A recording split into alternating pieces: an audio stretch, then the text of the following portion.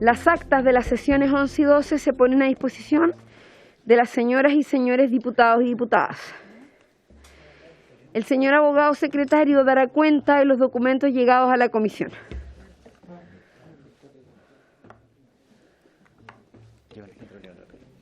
Gracias, señorita presidenta. Se han recibido para la cuenta los siguientes documentos. Primero, se recibió la confirmación de asistencia presencial de la señora defensora de la niñez, señora Patricia Muñoz. Hay que tener presente que la comisión en una de las sesiones pasadas acordó recibir a la señora defensora por 20 minutos al principio de la sesión. Ella se va a referir fundamentalmente a temas legislativos en relación con la niñez. También, para los efectos del primer proyecto en tabla, está confirmada la asistencia del señor Giorgio Jackson, ministro de la Secretaría General de Presidencia, acompañada de la subsecretaria señorita Macarena Lobos. Hay que tener presente que respecto a este primer proyecto, datos personales, estará presente y, digamos, de forma presencial, el señor Bruno Giancarelli, jefe de la Unidad de Protección y Flujo de Datos Internacionales de la Comisión Europea, el señor Daniel Álvarez Valenzuela, académico de la Universidad de Chile, que será expositor, y la señora Romina Garrido, académica de la Universidad Adolfo Vivaña. En relación con la señora Romina Garrido, presidenta, ella va a ser reemplazada por María Paz Hermosilla, porque ella tuvo un problema de salud, digamos, familiar, que la va a reemplazar la señora o señorita María Paz Hermosilla en su exposición. Y también tenemos el segundo proyecto confirmado también al mismo ministro, señor Giorgio Jackson, la señora Macarena Lobos, y por el Ministerio del Trabajo y Previsión Social, la señora Janet Jara, ministra, quien también va a hacer una presentación. Va a estar está especialmente invitado, viene a acompañar al señor Cristian Larraín, subsecretario de Previsión Social. También está invitado especialmente para el segundo punto en tabla el señor superintendente de pensiones, señor Osvaldo Macías, quien viene acompañado al fiscal, señor Mario Valderrama, y como otros invitados que van a exponer, ¿cierto? Todos dentro de 8 minutos que se le ha entregado a cada cual, para exponer el señor Juan Ignacio Gómez de Libertad y Desarrollo y el señor Jorge Barrera de la Universidad Académica de la Universidad de Chile. Eso es todo, presidenta. Muchas gracias, secretario. Ofrezco la palabra sobre la cuenta. No hay palabras sobre la cuenta. Ofrezco la palabra en puntos varios. ¿Puntos varios? No hay puntos varios. Se cierran entonces, terminada la cuenta. Esta sesión tiene como propósito destinar los primeros 20 minutos de la sesión para recibir a la señora defensora de la niñez, quien se referirá a los proyectos de ley pendientes relativos a los niños, niñas y adolescentes, entre otras materias, y además destinar los siguientes 45 minutos para tramitación de otros proyectos de ley que vamos a seguir tratando posteriormente, pero vamos a destinar los primeros 20 minutos. Le quiero dar la bienvenida a la señora Patricia Muñoz, defensora de la niñez. Gracias por estar acá, defensora. Es muy importante para nosotros poder escucharla. Tomamos como acuerdo de esta comisión la semana pasada, solicitud de usted, el poder recibirla. Destinamos los primeros 20 minutos de la sesión a esta convocatoria, así que para que ocupemos bien el tiempo, yo le quiero dar la palabra para que podamos dar inicio a este primer punto. Así que muy bienvenida y le ofrezco la palabra. Muchas gracias, señora presidenta. La saludo a usted muy cordialmente, por supuesto a los demás miembros de la comisión y también al equipo, a quien no veía presencialmente hace mucho tiempo, después de haber estado mucho rato sentada en esta comisión, así que un placer volver a verle. Primero agradecer, señora presidenta, a usted y por su intermedio a los demás miembros de la comisión la posibilidad de exponer hoy día, que tiene una petición bien central. Nosotros, en razón de las designaciones de nuevos parlamentarios y parlamentarias, nos parecía relevante dar a conocer el trabajo que la Defensoría de la Niñez hace en términos de procurar acompañar el proceso legislativo, entregando habitualmente recomendaciones y propuestas de acción en el sentido de estar en relación con los estándares internacionales de derechos humanos, y para ello traje una breve presentación que, si se me permite, la puede exhibir Emilia, que está conectada desde mi equipo por allá. Entiendo que ya con Cecilia hicieron ese acuerdo. Ahí está. Vamos, Emilia, avancemos nomás, por favor. Primero, nos parecía importante recordar que la institución de la Defensoría de la Niñez es un órgano autónomo que vela por la protección de los derechos humanos, pero también por la difusión y la promoción de estos, ¿no? Y en ese contexto hay que tener presente que esta es una institución que no ha sido concebida para sustituir el rol de los otros órganos del Estado, sino que en realidad para poder fortalecer los cambios que dicha orgánica institucional debe tener para favorecer los derechos humanos de niños, niñas y adolescentes.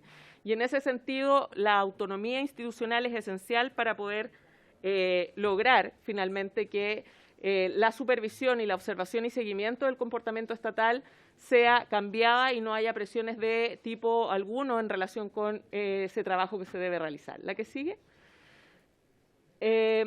Como funciones generales está la de realizar visitas a centros donde se encuentran niños privados de su medio familiar, el servir de intermediador entre los niños y las instituciones del Estado, denunciar las vulneraciones a sus derechos y de manera excepcional la ley ha concebido la posibilidad de interponer querellas criminales cuando son víctimas de determinados delitos y se trata de hechos de conmoción pública y de gravedad, además de acciones constitucionales como amparo y protecciones. Pero en el ámbito de la difusión y la promoción, también es donde realizamos el seguimiento de la actuación del Estado, presentamos informes no solo a nivel nacional, sino que también internacional, velamos por la participación de niños, niñas y adolescentes en los distintos contextos institucionales y promovemos de esa manera el cumplimiento de los derechos humanos de niños, niñas y adolescentes que establece la Convención.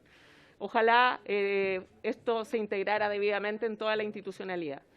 En relación con el Poder Legislativo, y es este el objetivo de la presentación, tenía que ver con poder seguir colaborando y contribuyendo al debate parlamentario en relación con proyectos de ley que se relacionan con los derechos de niños, niñas y adolescentes.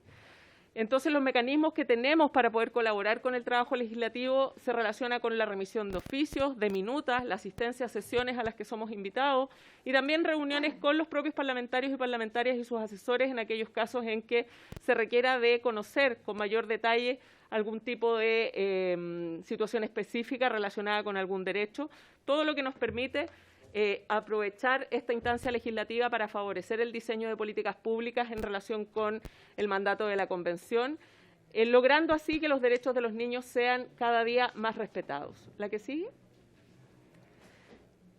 Ahí está una panorámica de los proyectos de ley en los que hemos participado como institución, procurando colaborar, ¿no es cierto? No los voy a leer porque ustedes los tienen a la vista, pero la verdad es que agradecemos nosotros que siempre está a la disposición legislativa de que cuando se trata de un proyecto de ley que involucra a niños, niñas y adolescentes, se nos invita a participar para poder entregar nuestras recomendaciones. La que sigue, por favor.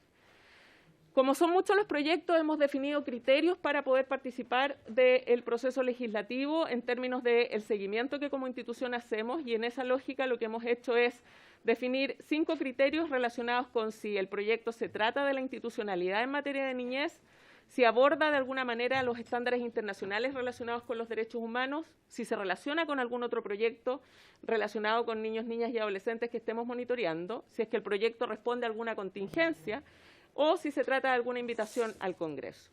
Y con esos criterios, de esa manera vamos interviniendo, y en la Comisión de Constitución específicamente han sido votados ya, como ustedes pueden ver, 10 proyectos de ley y se encuentran pendientes para ser votados por esta comisión el que modifica el Código Penal para crear delitos de inducción al suicidio e inducción a la autolesión y aquel que crea el Servicio de Acceso a la Justicia y Defensorías de las Víctimas. Y en relación con este último proyecto, nos parece relevante acá plantear que valoramos esta iniciativa porque es un tema que todos compartirán conmigo, tiene que ver con la situación de victimización que además está enfrentando el país en este contexto. Pero nos parece que es necesario entender que en relación con niños, niñas y adolescentes tenemos que fortalecer lo que se relaciona con la representación jurídica universal, ¿no? Nosotros en nuestro capítulo 5 del informe anual del año 2021 abordamos este tema pasando de la representación jurídica a la defensa especializada y por lo tanto nos parece que es un aspecto que se debe tener presente en relación con este proyecto de ley que se está conociendo por esta comisión, donde deberá garantizarse la defensa especializada de niños, niñas y adolescentes, asegurando estándares específicos que se vinculan con esta materia.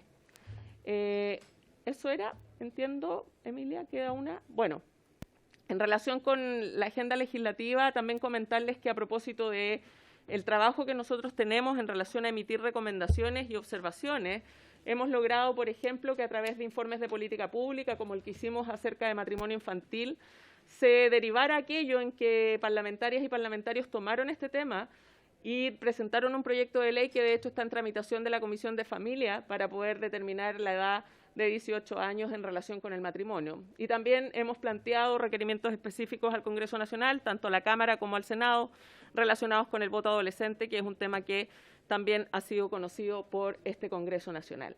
Eso era lo que me interesaba comentarles para efectos de tener la instancia de que mantengamos la relación que creo hemos logrado mantener habitualmente con las comisiones de la Cámara y también del Senado en relación con la posibilidad de colaborar desde nuestra experticia técnica en aquellos proyectos que se relacionan con los derechos de niños, niñas y adolescentes.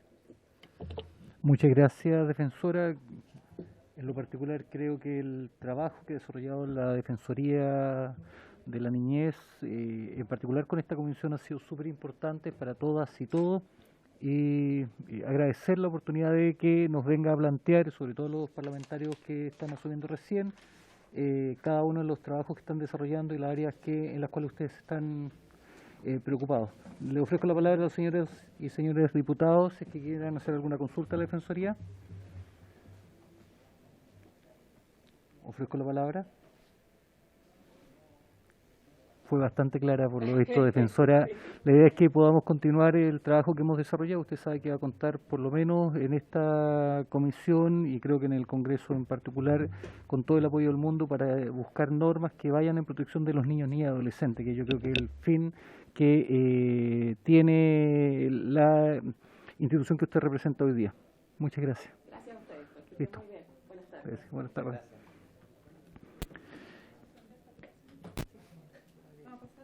Ya, ok. Vamos a suspender unos minutos para que entre el siguiente invitado.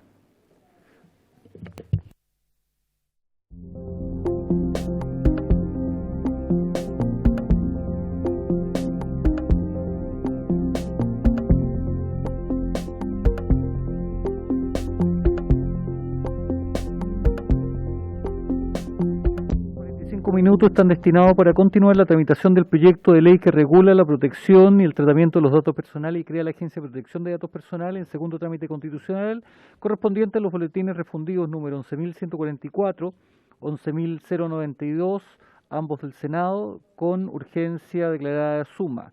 Se ha invitado al efecto el señor Ministro Secretario General de la Presidencia y la señora Subsecretaria del mismo Ministerio. Y también se encuentran invitados hoy día presencialmente, ya tuvimos una oportunidad conversando con él de manera telemática, el señor Bruno Giancarelli, jefe de la Unidad de Protección y Flujo de Datos Internacionales en la Comisión Europea, el señor Daniel Álvarez Valenzuela, académico de la Universidad de Chile, y la señora Romina Garrido, académica de la Universidad Adolfo Ibáñez. Le doy la bienvenida, don Bruno Giancarelli, y le entrego la palabra.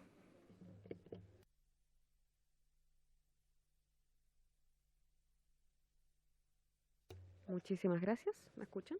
Okay. Presidente, miembros del comité, damas y caballeros, es un gran privilegio y un placer estar acá el día de hoy por segunda vez, pero esta vez es incluso un mayor placer y privilegio porque puedo estar con ustedes en Valparaíso y no de manera virtual conectada. Como he tenido la oportunidad de ya poder enfatizar cuando nos reunimos la última vez, en Europa estamos siguiendo con mucho interés el trabajo en la Ley de Protección de Datos. Nosotros damos la bienvenida al hecho que el texto refleja principios que cada vez se comparten más en el mundo,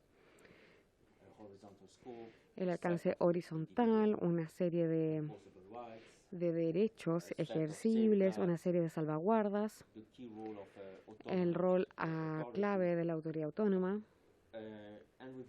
y damos la bienvenida también al ímpetu dado con tanta fuerza por esta casa y también por el nuevo gobierno en este asunto crítico.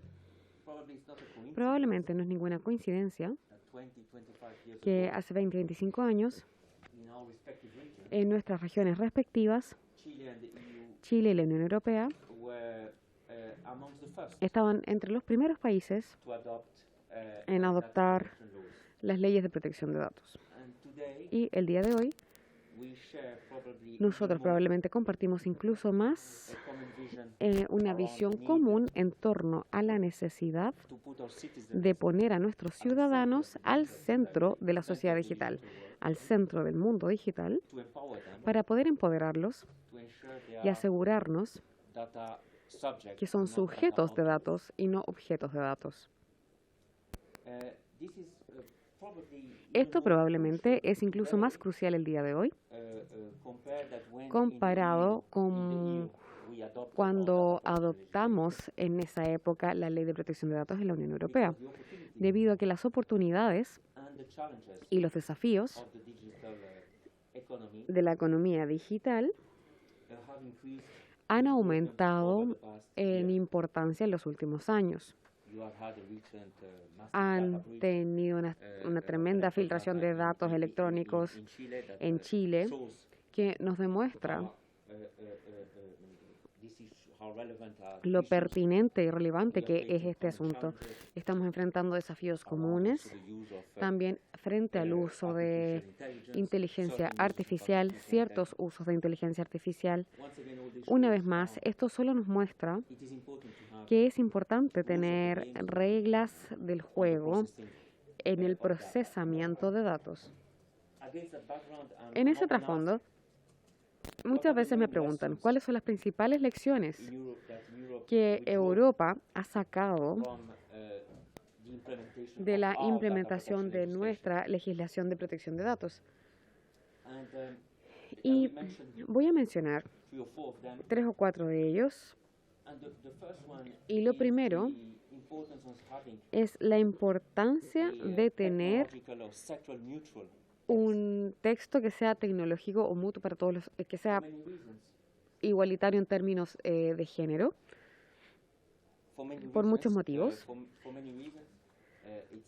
Es importante tener un conjunto de reglas tecnológicas que sea neutral en sexo.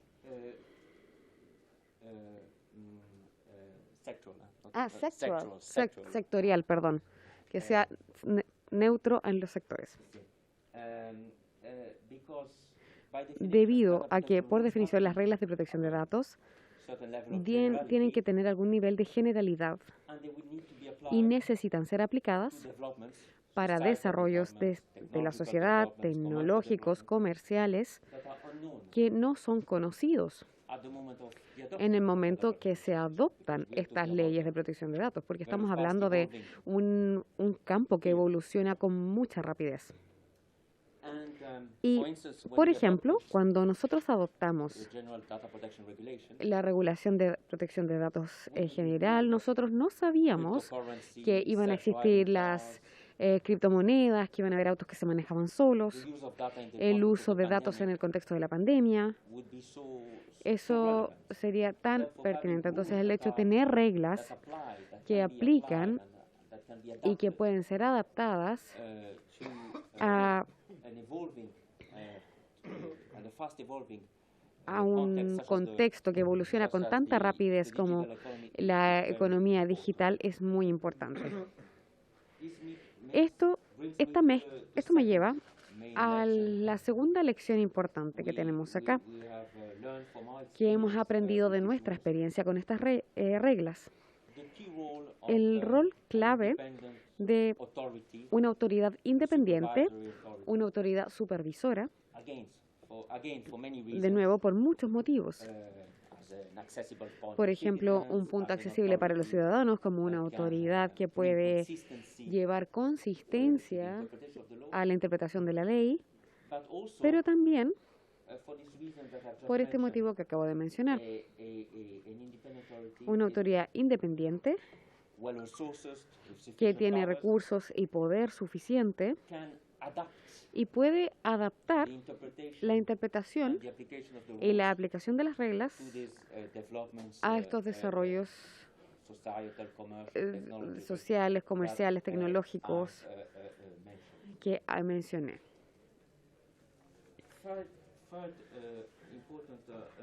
También otra lección que hemos aprendido es que yo sé que también está presente en algunos aspectos del texto que estamos discutiendo, las reglas de protección de datos tienen que abordar ciertos sesgos, ciertas formas de discriminación, que son particularmente importantes en el contexto de ciertos usos de inteligencia artificial y en el contexto de las reglas de toma de decisiones automatizada, que también están presentes en el texto, que también están presentes en lo que están discutiendo ustedes. Y en este contexto, poder asegurar la transparencia y asegurar el derecho de los individuos para poder solicitar intervención humana cuando las decisiones se tomen en la base de un proceso automático de datos es ciertamente algo particularmente importante a abordarse. Y último, pero no por ello menos importante, la relación entre las reglas de protección de datos y los flujos de datos. Los flujos de datos son el núcleo o el centro de casi todas las actividades humanas, del comercio, cooperación en investigación, cooperación entre autoridades públicas, interacciones sociales como tenemos el día de hoy. Quienes estaban siguiendo esto virtualmente, por ejemplo. Y no pensamos que el desarrollar reglas de privacidad fuertes, por un lado, y facilitar el flujo libre de datos sean objetivos opuestos. Por el contrario, son complementarios. Es al trabajar en la base de reglas convergentes, reglas que convergen para estándares internacionales como los que estábamos discutiendo, que también se puede facilitar el flujo con confianza de los datos. Y esto me lleva a mi conclusión y mi último punto. Esto es un mes importante para las relaciones entre la Unión Europea y Chile. Tenemos a los altos representantes para relaciones exteriores que han visitado Chile hace 2 semanas. Este Congreso le va a dar la bienvenida en 10 días más a una delegación del Parlamento Europeo. Y este trabajo en protección de datos podría ser un ejemplo de cómo los valores que compartimos podrían traer beneficios tangibles a los ciudadanos, a nuestras sociedades y a nuestra cooperación y a nuestras economías por medio de esta base de principios compartidos, valores compartidos que facilitan la transferencia de datos. Y como discutimos también la última vez, tuvimos una herramienta en la Unión Europea que se llama la adecuación y que puede entregar un flujo libre de datos entre la Unión Europea y países que comparten un sistema similar en el área de privacidad. Así que con eso me gustaría agradecerles por esta oportunidad y espero con ansias la discusión. Muchas gracias por su presentación, don Bruno. Ofrezco la palabra inmediatamente a los señores y señoras diputadas, si que quisieran hacer algún tipo de consulta, comentario. Diputado Sánchez. Muchas gracias, señor presidente. Le agradezco también al señor Giancarelli estar acompañándonos hoy día. Y respecto de las diversas cosas que comentó, aprovechando que hizo referencia a la situación que vivimos hace pocos días acá con el servicio electoral, me gustaría saber cuál es la experiencia en la Comunidad Europea respecto de potenciales diferencias regulatorias entre el manejo de datos personales por parte del Estado y el manejo de datos personales por parte de privados. Me da la impresión de que quizás a la luz de la reciente experiencia en Chile podemos avanzar en mejorar un poco esas distinciones dentro de este proyecto de ley, porque evidentemente las situaciones aquí son distintas, incluso el tipo de responsabilidades legales que pueden surgir. Los regímenes laborales son distintos, hay muchas razones por las cuales la normativa debería ser diferente, entonces me gustaría conocer la experiencia en la Comunidad Europea respecto de, como decía, potenciales o eventuales diferencias normativas respecto a la responsabilidad por filtraciones o mal manejo de datos personales por parte del Estado y por otro lado por parte de corporaciones, empresas privadas o cualquier particular que pueda hacer uso de datos personales por la razón que sea. Muchas gracias. Muchas gracias, diputado Sánchez. Diputado Miguel Ángel Calixto.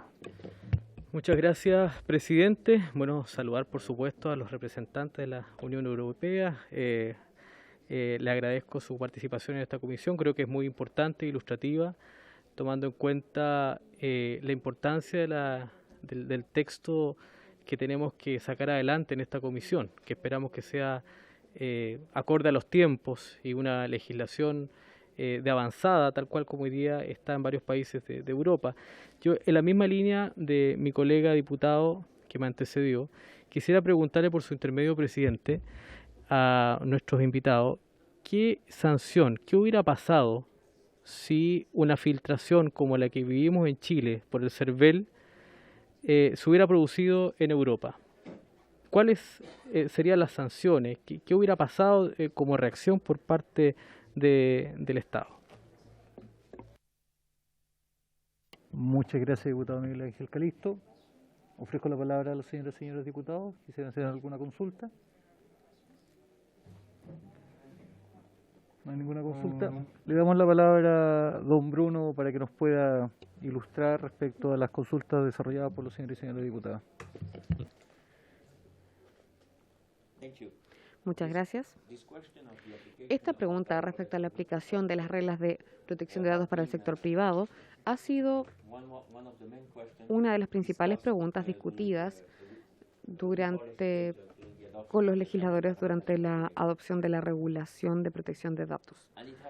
Y ha sido decidido que creemos que esta fue una muy buena decisión, que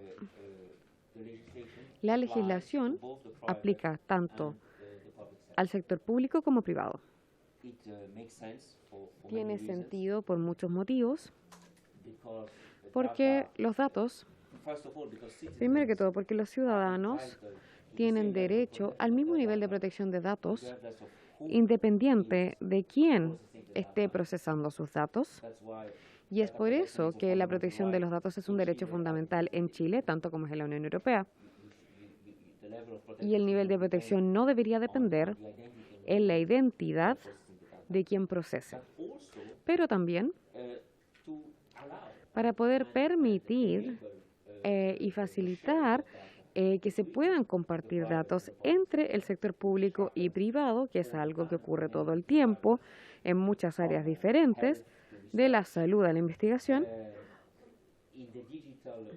En el mundo digital, nosotros creemos que sería un error tener reglas sectoriales, incluyendo en el uso de datos, por ejemplo, para tener un enfoque diferente cuando los datos se deben circular y se deben ser compartidos, incluido cuando es importante para el interés público. Entonces, en otras palabras, para acortar esto, las mismas reglas son para todos. Esto no significa que nosotros como que protegemos esta ley de protección de datos. Se puede hacer alguna adaptación para el sector público, como también lo están considerando ustedes acá.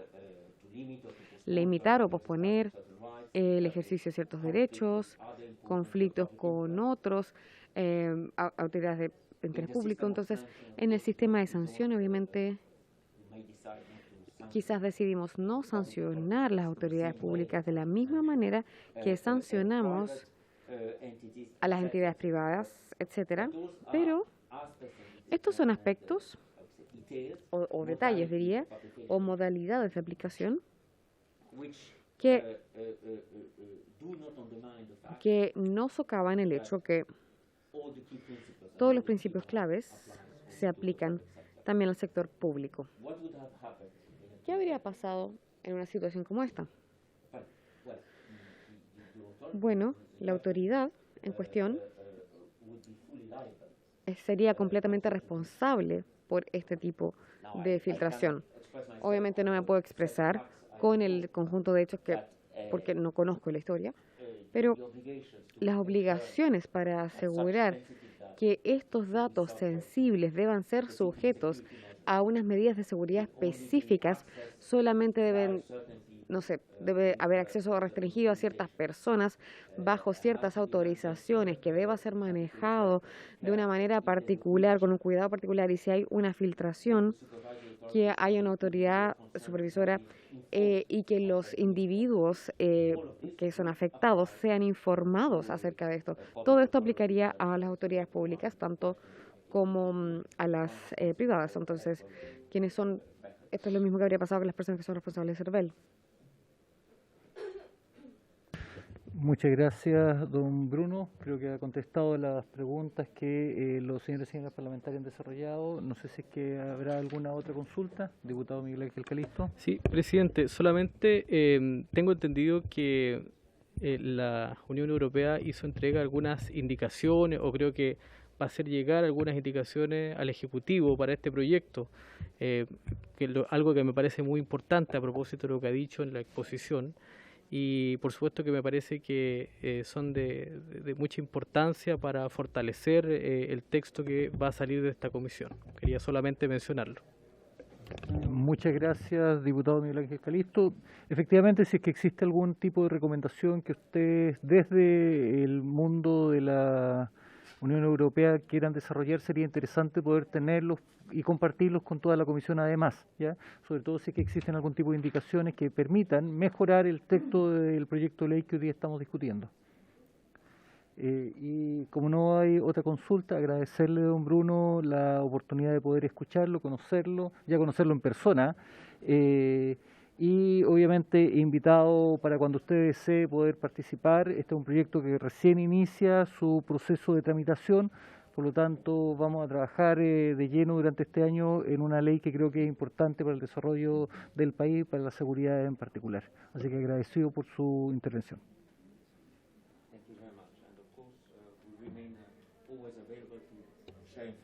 Muchas gracias y seguimos disponibles para compartir información y experiencias con este comité. Y mucha suerte en su trabajo. Muchísimas gracias.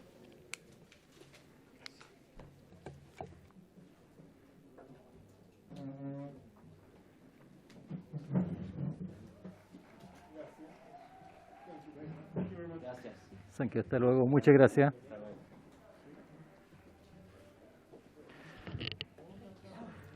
Muchas gracias. Muchas gracias, don Bruno. Y ahora le entregamos la palabra a don Daniel Álvarez Valenzuela, académico de la Universidad de Chile, quien también va a pronunciarse respecto a este proyecto. Don Daniel, tiene usted la palabra. Diputadas integrantes de la comisión. En nombre del Centro de Estudio en Derecho Informático de la Facultad de Derecho de la Universidad de Chile, quiero primero agradecer la invitación y compartir con ustedes algunas de las reflexiones que hemos realizado en el centro. Somos un centro de investigación académica que tiene más de 30 años de experiencia en materia de protección de datos personales en Chile. Somos el centro más antiguo en América Latina sobre estos temas y vemos con optimismo la posibilidad de avanzar en la discusión de este proyecto de ley que es tan esperado. Como un antecedente general, en este Congreso se han discutido más de 105 proyectos de ley sobre datos personales, 3 proyectos que han considerado aspectos orgánicos, y este es el primero que pasa a segundo trámite constitucional. Yo creo que ese es un antecedente relevante a tener en la discusión. Y por eso también alentamos la decisión que tomó el gobierno de priorizar la discusión legislativa de este proyecto, porque sin perjuicio que el proyecto tal cual fue despachado por el Senado constituye probablemente el avance más sustancial en la protección de los derechos a la protección de datos personales y a la autodeterminación informativa de las personas en Chile, creemos que todavía hay espacio de mejora. Y básicamente nuestra presentación hoy tiene por objeto compartir algunas de las observaciones que nosotros hemos detectado en relación al proyecto aprobado por el Senado. Le haremos llegar a la comisión, por su intermedio, señorita presidenta, un informe completo sobre el proyecto de ley con observaciones e incluso propuestas de indicaciones, para efecto de que los parlamentarios y parlamentarias tengan ocasión de poder trabajar con ellas si es que así les parece. En general, el proyecto de ley, como les decía, es la reforma más importante del sistema legal de protección de datos personales, y lo que viene a hacer es que materializa la protección constitucional de este derecho que esta misma corporación aprobó en el año 2018, y además establece una serie de disposiciones tanto sustanciales, procesales, funcionales y organizacionales que arman un sistema de protección de los datos personales en Chile. En relación a las normas sustanciales, nosotros en general compartimos buena parte del texto despachado por el Senado, sin perjuicio que tenemos observaciones específicas en materia de definiciones y en la forma en que están construidos ciertos derechos. Una cuestión que hemos observado permanentemente, y a propósito de la visita de don Bruno Giancarelli, es que muchas de las definiciones que están contenidas en el proyecto, si bien están inspiradas en la legislación de la Unión Europea, en el GDPR, tienen diferencias que plantean algunas faltas de equilibrio ostensible. Simplemente, por ejemplo, quiero mencionar un caso, la definición del derecho de acceso, que es uno de los derechos fundamentales que tienen los titulares de datos personales. En el reglamento europeo tiene muy o casi ninguna limitación, en cambio en el proyecto de ley contiene una serie de limitaciones y excepciones que limitan su efecto. Y esas son algunas de las cuestiones que nosotros queríamos llamar la atención. En materia sustancial, felicitamos del proyecto de ley el establecimiento de obligaciones específicas sobre seguridad. Creemos que esto va a elevar el estándar de seguridad en el tratamiento de datos personales y de la ciberseguridad en nuestro país. Y creemos además que en este caso las reglas especiales sobre tratamientos de ciertas categorías especiales de datos personales también están bastante bien logradas, salvo algunas cuestiones específicas que compartiremos con usted en materia de datos biométricos. Respecto a las normas procesales, no tenemos observaciones. El procedimiento que está descrito en la ley para el ejercicio de los derechos está bastante bien definido, supera los problemas que en alguna ocasión tuvo algún proyecto de ley anterior que provocó la declaración de inconstitucionalidad en el Tribunal Constitucional. En cambio, este proyecto de ley subsana esas observaciones que en su momento fueron formuladas al CERNAC, si mal no recuerdo. Por lo tanto, en esta materia creemos que el proyecto de ley no adolece de ninguna observación que pueda ser calificada de crítica o grave. En materia funcional, y voy a mezclar esta parte con el tema orgánico, aquí sí nosotros tenemos algunas diferencias sustanciales en relación al proyecto despachado por el Senado, y aquí quisiéramos traer a colación lo que sucedió la semana pasada en la Convención Constitucional, donde se aprobó por el Pleno la creación de una Agencia Nacional de Protección de Datos Personales como un órgano autónomo constitucional. ¿Por qué esta decisión del Pleno de la Convención es relevante? Porque en el evento en que en el plebiscito de septiembre se apruebe el nuevo texto constitucional, el contenido del proyecto de ley en relación a la autoridad, que está contenido en el artículo 30 y siguiente, y las normas especiales respecto al tratamiento de datos por organismos autónomos constitucionales, van a tener que ser forzosamente modificados para ser adaptados al nuevo régimen constitucional que entrará en vigor en el momento que el texto lo determine. Y esta discusión es importante porque vamos a vivir un proceso en que en paralelo se va a estar terminando de discutir el tema de la autonomía constitucional en la Convención Constitucional, y en paralelo en esta comisión se va a discutir la forma en que el proyecto de ley aprobado en el Senado resolvió el tema de la autoridad de protección de datos personales. Y como ustedes saben, lo establece a través de un organismo que depende del Ministerio de Economía y que se relaciona con el Presidente de la República a través de esa figura. Y esa es quizás la crítica más fuerte que se le puede formular al proyecto de ley tal cual está aprobado hoy día, en el sentido de que la autoridad de protección de datos personales que está contenida en el proyecto de ley no cumple con los criterios de autonomía o independencia que se exigen conforme a estándares internacionales.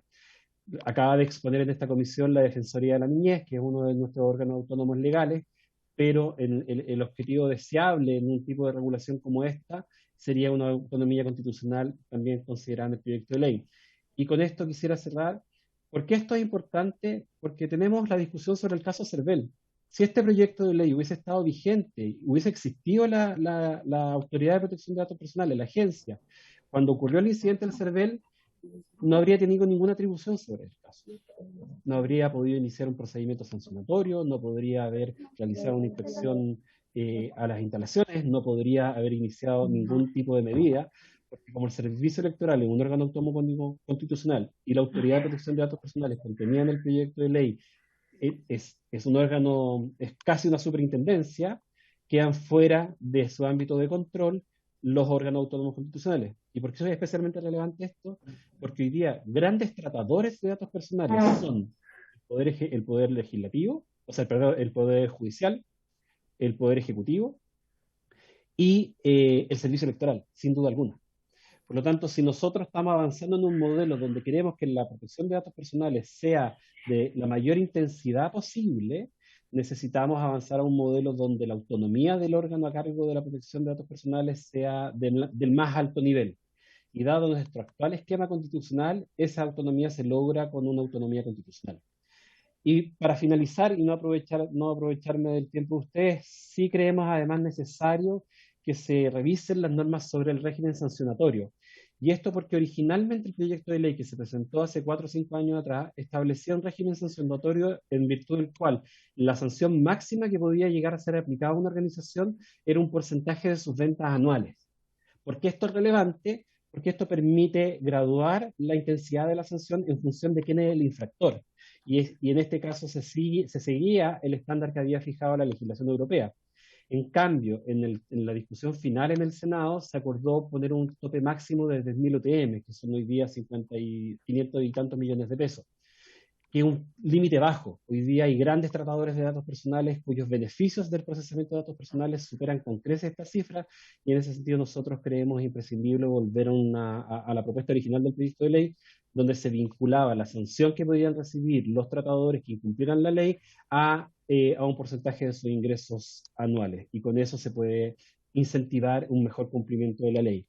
Y como les decía en un principio, nosotros creemos que este proyecto de ley está bien encaminado, en general tiene los elementos imprescindibles para contar con un buen sistema de protección de datos personales, y instamos a la Comisión a seguir con su discusión y que pueda ser despachado lo más pronto posible. Muchas gracias, señorita presidenta.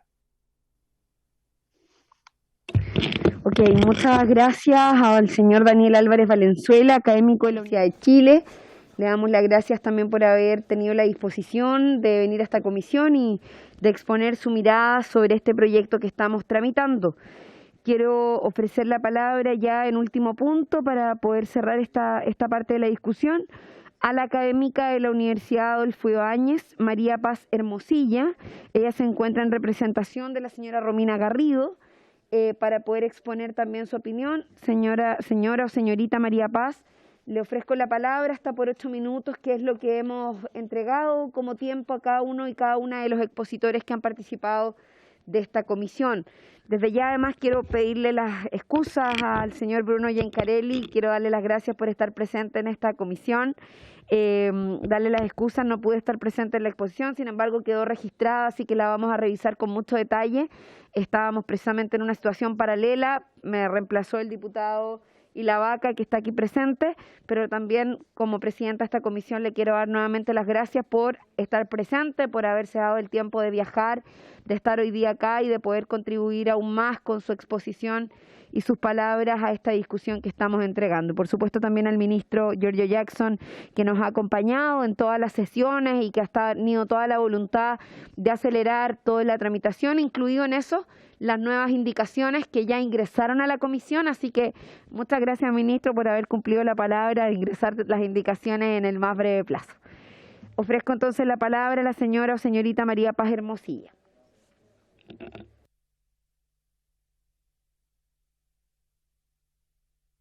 ¿Que ven la presentación? La escuchamos y vemos su presentación, así que está todo bien. Muchas gracias también a los honorables integrantes de la comisión.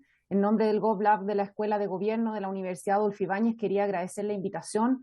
Romina Garrido, que me iba a presentar hoy, tuvo una situación de fuerza mayor y por eso estoy representando a la universidad. Presentaremos hoy día 2 propuestas para mejorar el proyecto de ley de protección y tratamiento de datos personales, y también haremos llegar, igual que mencionó el colega Daniel Álvarez, un informe a la comisión con el detalle de estas propuestas. El GovLab es un laboratorio de innovación pública. Nosotros promovemos el uso de los datos para mejorar la política pública, y en ese uso sí promovemos un uso responsable y ético, y tenemos toda una línea de investigación y proyectos aplicados donde estamos desarrollando herramientas para poder hacer un uso de datos que respete los derechos de las personas. Y desde esa experiencia es que venimos a proponer 2 mejoras específicas. En primero, fortalecer el derecho a la explicación e impugnación de las decisiones automatizadas que se contiene en el artículo 8 bis, Y por otro lado, fortalecer el uso de datos para diseñar y evaluar políticas públicas. Y para eso es necesario mejorar en la ley los estándares que tiene de acceso a datos para fines históricos, estadísticos, científicos y de estudios de investigación. ¿Por qué planteamos que es necesario fortalecer este derecho a la explicación e impugnación de las decisiones automatizadas? El año pasado, a partir de un estudio que hicimos en alianza con el Consejo para la Transparencia, detectamos que los algoritmos o los sistemas de decisión automatizados basados en datos se están usando para tomar decisiones en todo tipo de políticas públicas en Chile y en aspectos muy relevantes para las personas. Casi un 80% de los sistemas que identificamos en este estudio usan datos personales. ¿Y qué tipo de sistemas son? Acá hay una lista de algunos de ellos, detectamos 92, sistemas en salud, en educación, vivienda, en protección social. Hay algoritmos simples, desde como el sistema de admisión escolar, hasta sistemas de inteligencia artificial que, por ejemplo, hacen tamizaje de enfermedades en los consultorios en todo el país. ¿Ya? Entonces, de verdad que la gama de decisiones que se están tomando con sistemas automatizados, con datos personales, es importante. También nosotros tenemos un repositorio de algoritmos públicos que fue lanzado en enero de este año. Ustedes lo pueden revisar para adentrarse en el tipo de sistemas que existen hoy en Chile. Tenemos 50 casos mapeados en este repositorio y ya hemos identificado otros 45 que estamos revisando y vamos a ir publicando progresivamente durante el año. Entonces, esta realidad, creemos, muestra la importancia de la transparencia algorítmica. Ya este es un principio ético reconocido en las leyes de protección de datos que se incluye como un ámbito especial de la transparencia que debe regir el tratamiento que hacen los responsables, ¿no es cierto?, a los datos personales. Y en el actual proyecto de ley únicamente se consagra el derecho de las personas a oponerse a las decisiones automatizadas. Por eso nosotros estamos proponiendo varias mejoras. Primero, revisar la exigencia de transparencia de sistemas que hay actualmente, pero que menciona que es únicamente cuando se relacionan, cuando se hacen de manera automatizada. Y lo que nosotros hemos visto en Chile es que hay muchos sistemas que apoyan la toma de decisiones y no son completamente o únicamente automatizados, y entonces su transparencia igualmente es crítica y relevante. Si acotamos esta transparencia únicamente a las decisiones completamente automatizadas, vamos a estar perdiendo un espectro importante de protección de derechos de las personas. En segundo lugar, consagrar en el derecho a acceso específicamente el derecho de solicitar información sobre la existencia de una decisión automatizada y los datos que se utilizan en ese proceso, incluyendo el origen de dichos datos. Consagrar también el derecho a obtener una explicación sobre la lógica que se aplica al tratamiento de los datos y que esa explicación se dé en lenguaje claro. ¿Ya? Es importante, muy importante, porque son procesos que afectan a muchas personas en Chile, esto no son temas especializados, y en ese sentido también se requiere saber cómo funciona el proceso, pero también las posibles consecuencias de ese tratamiento. Y finalmente, consagrar la facultad de poder impugnar la decisión y la obligación que tiene el responsable del tratamiento de garantizar el ejercicio de este derecho. Hemos visto, por ejemplo, que actualmente si uno quiere impugnar una decisión, por ejemplo, del sistema de admisión escolar, no está disponible fácilmente esa opción en el sitio web de admisión, y los profesores, los padres, digamos, y apoderados solo tienen 5 días para hacerlo, y ni siquiera se ofrece ese camino de manera fácil. Entonces debiéramos consagrar el poder hacerlo y el que sea fácil hacerlo en los casos que corresponda. Nuestra segunda propuesta, y ya pasando del derecho, ¿no es cierto?, a la explicación y del fortalecimiento de la transparencia, tiene que ver con usar los datos. Eso también es importante. El Estado debe poder usar datos para mejorar los servicios que le provee a la ciudadanía, y para diseñar y para evaluar políticas públicas. Y para eso vamos a tener que cambiar, fortalecer un poco lo que aparece en la ley sobre los estándares de acceso a los datos para los fines de investigación. Ya esto es el artículo 16 quinquies. Nosotros estamos trabajando desde la Universidad Adolfo Ibáñez en una alianza con la Universidad de Chile, la Universidad Católica, la Universidad Diego Portales. Hemos conformado un consorcio de universidades por una infraestructura segura e integrada de datos, convenio que se firmó entre las 4 universidades a fines de enero, pero con un trabajo ya previo de 2 años entre las universidades. Y básicamente este consorcio quiere promover el uso de datos administrativos a través de una institucionalidad que los integre y que permita el acceso seguro, no en formato de datos abiertos, a los mismos organismos públicos y también a las entidades como las universidades y los centros de estudios que apoyan estas investigaciones. Este tipo de institucionalidad existe en los países nórdicos, en el Reino Unido, en Nueva Zelanda, en Canadá, y requiere, por supuesto, de un fuerte resguardo en los datos personales. ¿Ya? Esto es muy importante que pueda ocurrir y puede generar mucho valor público. Por ejemplo, hay una investigación de Cortés, Grau y Rivera que muestra que combinando datos de educación y datos del sistema penal se pudo explorar la relación que tienen estos aspectos sobre la reincidencia entre los jóvenes y qué pasa cuando los privan o no de libertad una vez que los detienen cometiendo un delito. Entonces, el artículo 16 quinquies, ¿qué es lo que permite hoy? Habilita la investigación, ya usando datos personales, excepciona la investigación de ciertos requisitos, como el tema de la limitación de la finalidad, para hacerla más viable. Se promueve la calidad y la seguridad en la investigación y se habla de la anonimización. Nosotros proponemos algunos cambios. Específicamente, habilitar el tratamiento de datos sensibles cuando se trate de la finalidad científica. Para eso hay que agregar una letra nueva al artículo 16. Actualmente la norma solo se refiere a un eximente del consentimiento a las entidades privadas que traten datos de sus afiliados o miembros. O sea, fortalecer la posibilidad de investigar con datos sensibles, no solamente datos personales.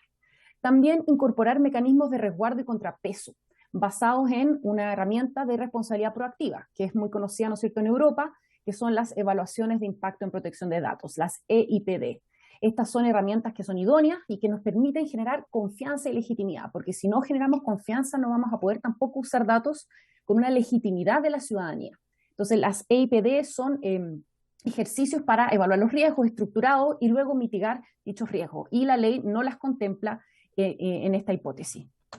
Entonces finalmente nosotros proponemos consagrar también expresamente que si la identificabilidad no es relevante en el uso de datos, podremos usarlo pseudoanonimizado, evaluando caso a caso, y finalmente agregar a la seguridad y la calidad otros principios en la investigación científica, la confidencialidad, la transparencia e información de cuando se hace investigación con datos personales. Y con eso, muchas gracias, les vamos a compartir una minuta. Ok, muchas gracias a la señorita María Paz Hermosilla. Bueno, no están todos los parlamentarios y parlamentarias de esta comisión presentes. Este día varios se tuvieron que retirar antes, pero quisiera ofrecer de todas formas la palabra para preguntas, consultas, opiniones de los diputados presentes. Ofrezco la palabra. Diputado Long. Ofrezco la palabra. Sí, y si no le ofrezco la palabra entonces al ministro Jackson, quien se podrá referir además a las indicaciones que se han presentado. Muchas gracias, presidenta. Saludar a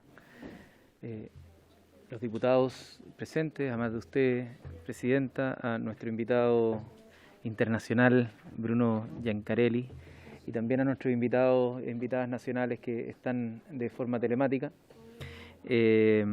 Como ejecutivo, el día de ayer ingresamos el primer paquete de indicaciones a este proyecto, sin perjuicio que desde ya queremos anunciar que hay algunas materias que estamos esperando coordinación interministerial para poder ingresarlas. Sabíamos que todavía hay algunas comisiones, perdón, hay algunas audiencias que estaban pendientes, por lo tanto queremos que ya para el momento en el que empiece la votación de este proyecto ya tener todas las indicaciones presentadas de tal forma de poder avanzar en la votación en particular.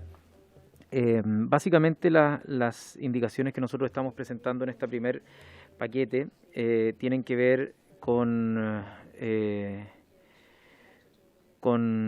ámbito en 10 puntos distintos, ya que voy a entrar a detallar. Algunas cosas pueden ser medias técnicas porque son de hecho son precisiones, y otras cosas son más sustantivas. En primer lugar, se realizan 4 modificaciones en el artículo 2 del proyecto de ley, tanto en la letra C, que hoy día define la comunicación de datos personales en el sentido de que se eliminan las palabras o transmisión de su encabezado, ya que esta definición señala que la comunicación la definición señala que la comunicación de datos no supone la cesión o transferencia de datos, es decir, lo que busca es hacer coherente el acápite del artículo con su contenido, por eso es una modificación de carácter más formal. En la letra K también, para hacer coherente el contenido, se elimina la palabra disociación en su acápite, porque el literal no se refiere a la disociación de datos. También se elimina en esa misma letra la definición pseudonimización de datos, ya que dicha expresión no se utiliza en el resto del proyecto de ley. Luego la letra T, que establece el derecho de portabilidad de los datos personales, y esto quizás es algo un poco más sustantivo. Se incorpora el derecho del titular a que sus datos se transmitan directamente del responsable a responsable cuando eso sea técnicamente posible, y eso permitiría favorecer la portabilidad y por lo tanto de alguna manera busca encontrar vías de bajar las barreras de acceso a la competencia frente a lo que entendemos una industria altamente concentrada en materia tecnológica.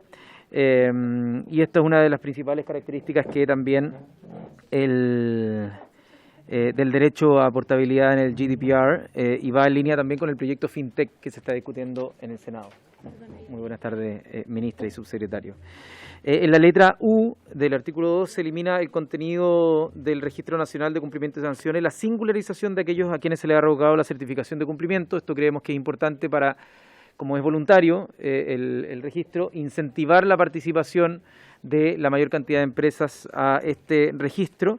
Entonces lo que queríamos era eliminar uno que podría ser un desincentivo a la participación en este registro que es voluntario.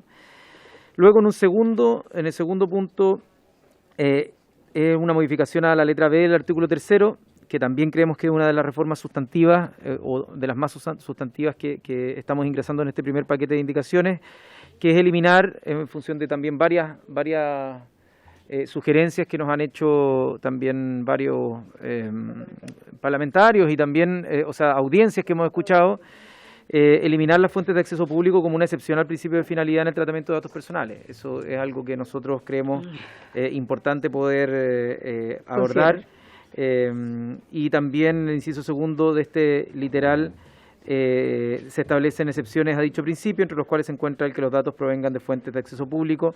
Hoy día encontramos que es demasiado amplia y podría darse lugar al tratamiento abusivo de los datos personales.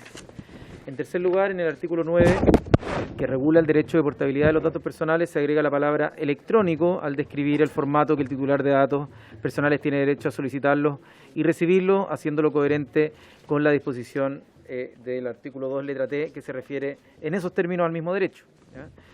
También algo de coherencia, es una modificación menor. En el artículo 9 también se establece el derecho del titular de datos a que se transmitan directamente responsable a responsable cuando sea técnicamente posible, y eso lo hace coherente con la modificación anteriormente descrita. En el literal F del artículo 13 se agrega como fuente de licitud del tratamiento de datos que éste sea necesario para la formulación, ejercicio o defensa de un derecho ante órganos públicos, y esa misma disposición ya contemplada como fuente de licitud el tratamiento de datos por las mismas causas ante los tribunales de justicia. Entonces creemos que también debiera verse en el literal F del artículo 13. En el artículo 28 se agrega, entre la información que la Agencia de Protección de Datos tiene el deber de publicar, un listado de los países que tengan niveles adecuados de protección de datos, es decir, que cumplen con estándares similares o superiores a los fijados en el proyecto de ley, de tal manera de tener una especie de países en los cuales uno tiene la certeza o la garantía en los que va a poder tener niveles de confianza en la protección de datos. En el artículo 39, inciso segundo, se elimina también de la información que debe consignarse en el Registro Nacional de Cumplimiento y Sanciones los responsables a quienes se le haya revocado la certificación, y esto en coherencia con la indicación realizada en el artículo segundo, letra U, o sea, es consistente con lo que les mencionaba anteriormente. También se dispone de la derogación del título final de la ley 19.628, que introduce el artículo 127 del Código Sanitario. Elimina dos incisos que fueron posteriormente modificados. Esto es una sugerencia que nos hiciera la Secretaría de la Comisión. Y finalmente también se agregan dos modificaciones a las disposiciones transitorias. Primero, en el artículo primero transitorio, que en el caso de las MIPYMES, cuyo negocio principal no se encuentre relacionado en la recolección y tratamiento de datos, las modificaciones a la ley sobre protección vida privada y también a la de acceso a información pública entrarán en vigencia el día 1 del mes 19 posterior a la publicación de la ley. Es decir, se aumenta en 6 meses la vacancia legal del proyecto de ley en consideración a la mayor dificultad que puedan tener las MIPYMES en comparación a empresas de mayor capacidad económica. Y en segundo lugar, en los transitorios también se aumenta en 6 meses la vacancia legal para adecuar las bases de datos constituidas con anterioridad a la entrada de vigencia de la ley, que para ella será de 24 meses. Perfecto. Esas serían las modificaciones actuales, pero hay varios aspectos que mencionaron también, tanto parlamentarios y parlamentarias como en las audiencias que hemos recibido, que estamos discutiendo. Por un lado, el ámbito geográfico de aplicación es un tema importante que estamos analizando. Al mismo tiempo, el tema de las sanciones es algo que nosotros estamos también analizando. Y por último, el ámbito de el derecho a no ser objeto de toma de decisiones automatizadas también es una cuestión que estamos analizando bien fuertemente cómo podría darse. Respecto a temas de transparencia algorítmica también son ámbitos que estamos analizando el cómo poder incorporarlos en este proyecto. Así que con eso nosotros esperamos cumplir con la parte del Ejecutivo en presentar indicaciones para que puedan ser tramitadas acá en esta comisión. Perfecto, muchas gracias, ministro Jackson. Sí, yo precisamente iba a preguntar sobre ese punto relacionado con una cosa que nos ha preocupado y que de hecho lo hemos comentado, también se lo comentamos a don Bruno, en relación a la situación que tiene que ver con las sanciones. Eso es algo que nos preocupa porque para que tenga efectividad la aplicación de cualquier norma tienen que haber sanciones que sean realmente efectivas y la impresión que nos queda, al menos en las conversaciones anteriores, es que las que están propuestas en el proyecto originalmente podrían ser insuficientes o desproporcionadas respecto de las consecuencias que tiene finalmente no llevar adelante la buena aplicación de una ley que es bastante compleja, que tiene hartos objetivos y que en el fondo la idea es que efectivamente se cumpla y que no esté dentro de los costos asociados de las empresas el incumplir la norma para después asumir el costo exacto, el costo finalmente de la sanción. Entonces ahí yo quisiera aprovechar de preguntar, y con esto pudiéramos cerrar, y si hay alguien más que quisiera incorporar una pregunta, a don Bruno Giancarelli, como jefe de la Unidad de Protección y Flujo de Datos Internacionales en la Comisión Europea, si ellos han tenido dentro de las comparaciones de estos sistemas que me imagino que han estudiado en distintas partes del mundo, alguna experiencia que sea más efectiva respecto de las sanciones.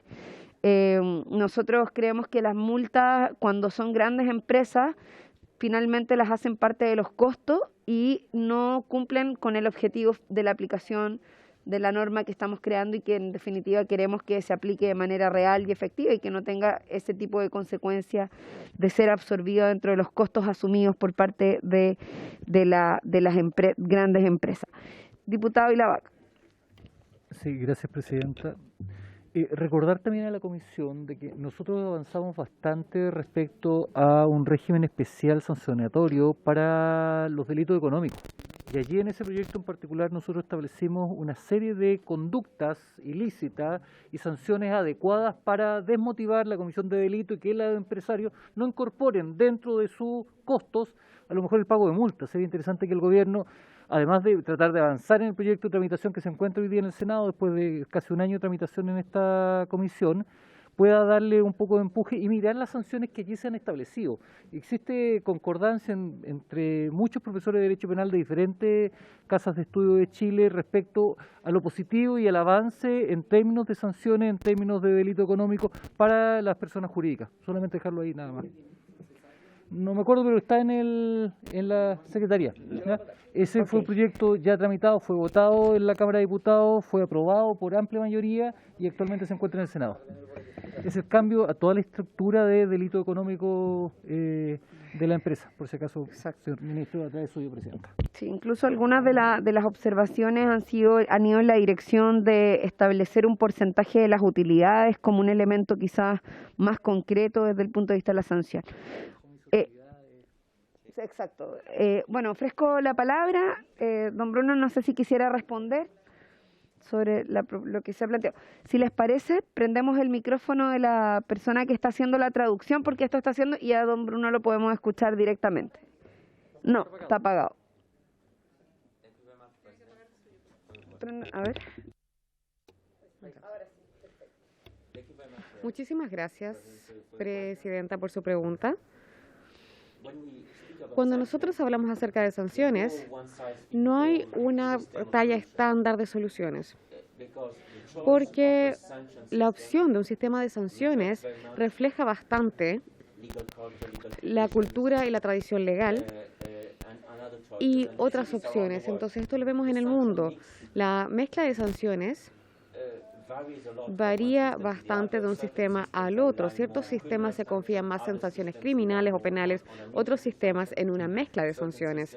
Ciertos sistemas también se confían más en responsabilidad individual, otros se confían más en responsabilidad corporativa. Una cosa que está clara es que las leyes de privacidad, y es algo de lo que sí tenemos experiencia en Europa, se toman en serio solamente cuando tenemos un sistema de sanciones efectivas. Eso fue uno de los mayores cambios que hemos visto en Europa en términos de desarrollar esta cultura. Entonces, ¿qué significa un sistema efectivo de sanciones? Son sanciones que al mismo tiempo son disuasivas, lo suficientemente al menos, pero también proporcionadas.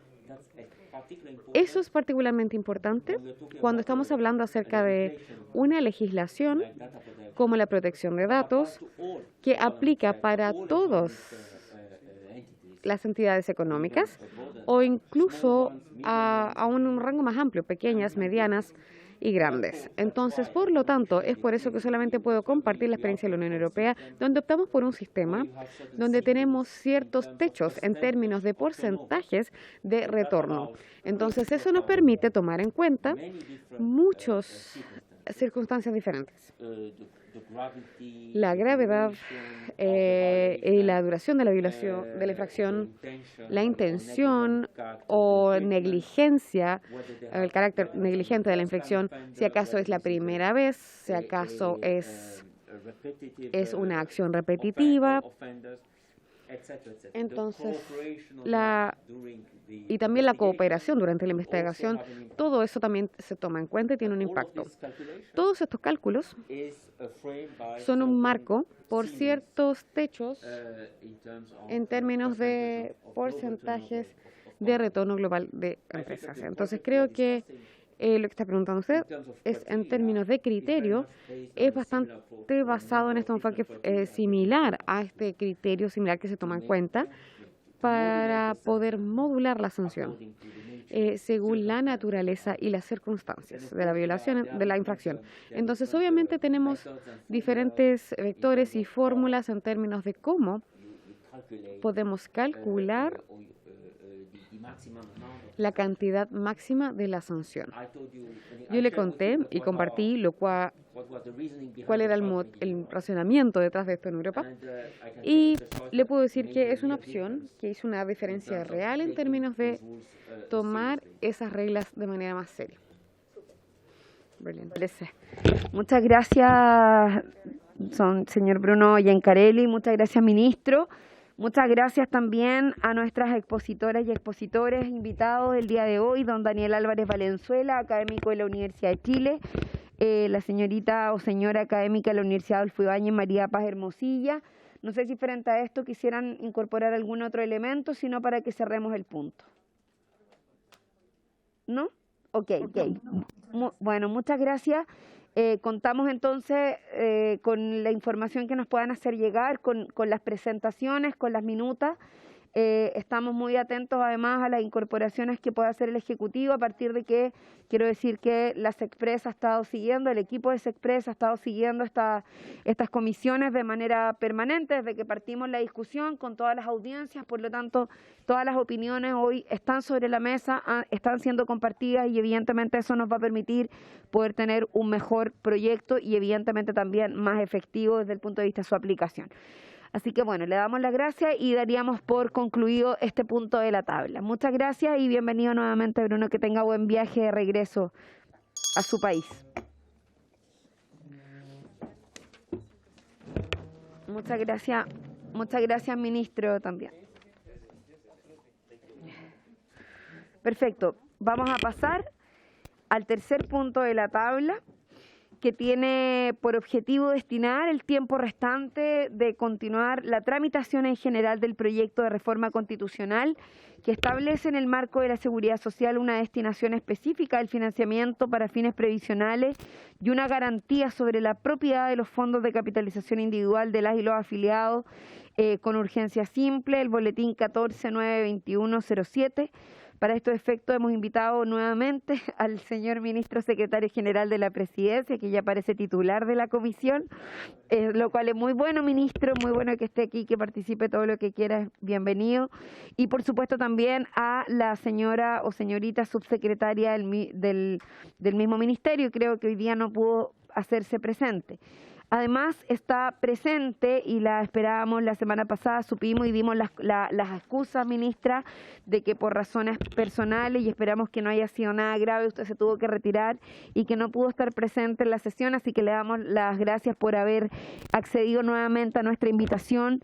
Me refiero a la ministra del Trabajo, la señora o señorita Janet Jara, y también al subsecretario de Previsión Social, el señor Cristian Larraín. Les damos la bienvenida, gracias por estar en nuestra comisión y para que sin más vuelta, digamos, puedan hacer su exposición respecto del proyecto de ley que está en tramitación en esta comisión. Ofrezco la palabra, no sé quién daría inicio. Ministra Jara. Buenas tardes, Presidenta. Por su intermedio, saludar a la y los diputados presentes, así como también a los funcionarios de la Cámara y de la Comisión, solicitar si es posible compartir la presentación y en tanto aquello ocurre, solamente precisar que las razones por las cuales me ausenté la semana pasada fueron de orden laboral. Perdón, pero de verdad que teníamos un tema que resolver, dado las tareas diversas que cumple este ministerio en distintas temáticas del orden laboral. Así lo entendimos, ministra. Muchas gracias.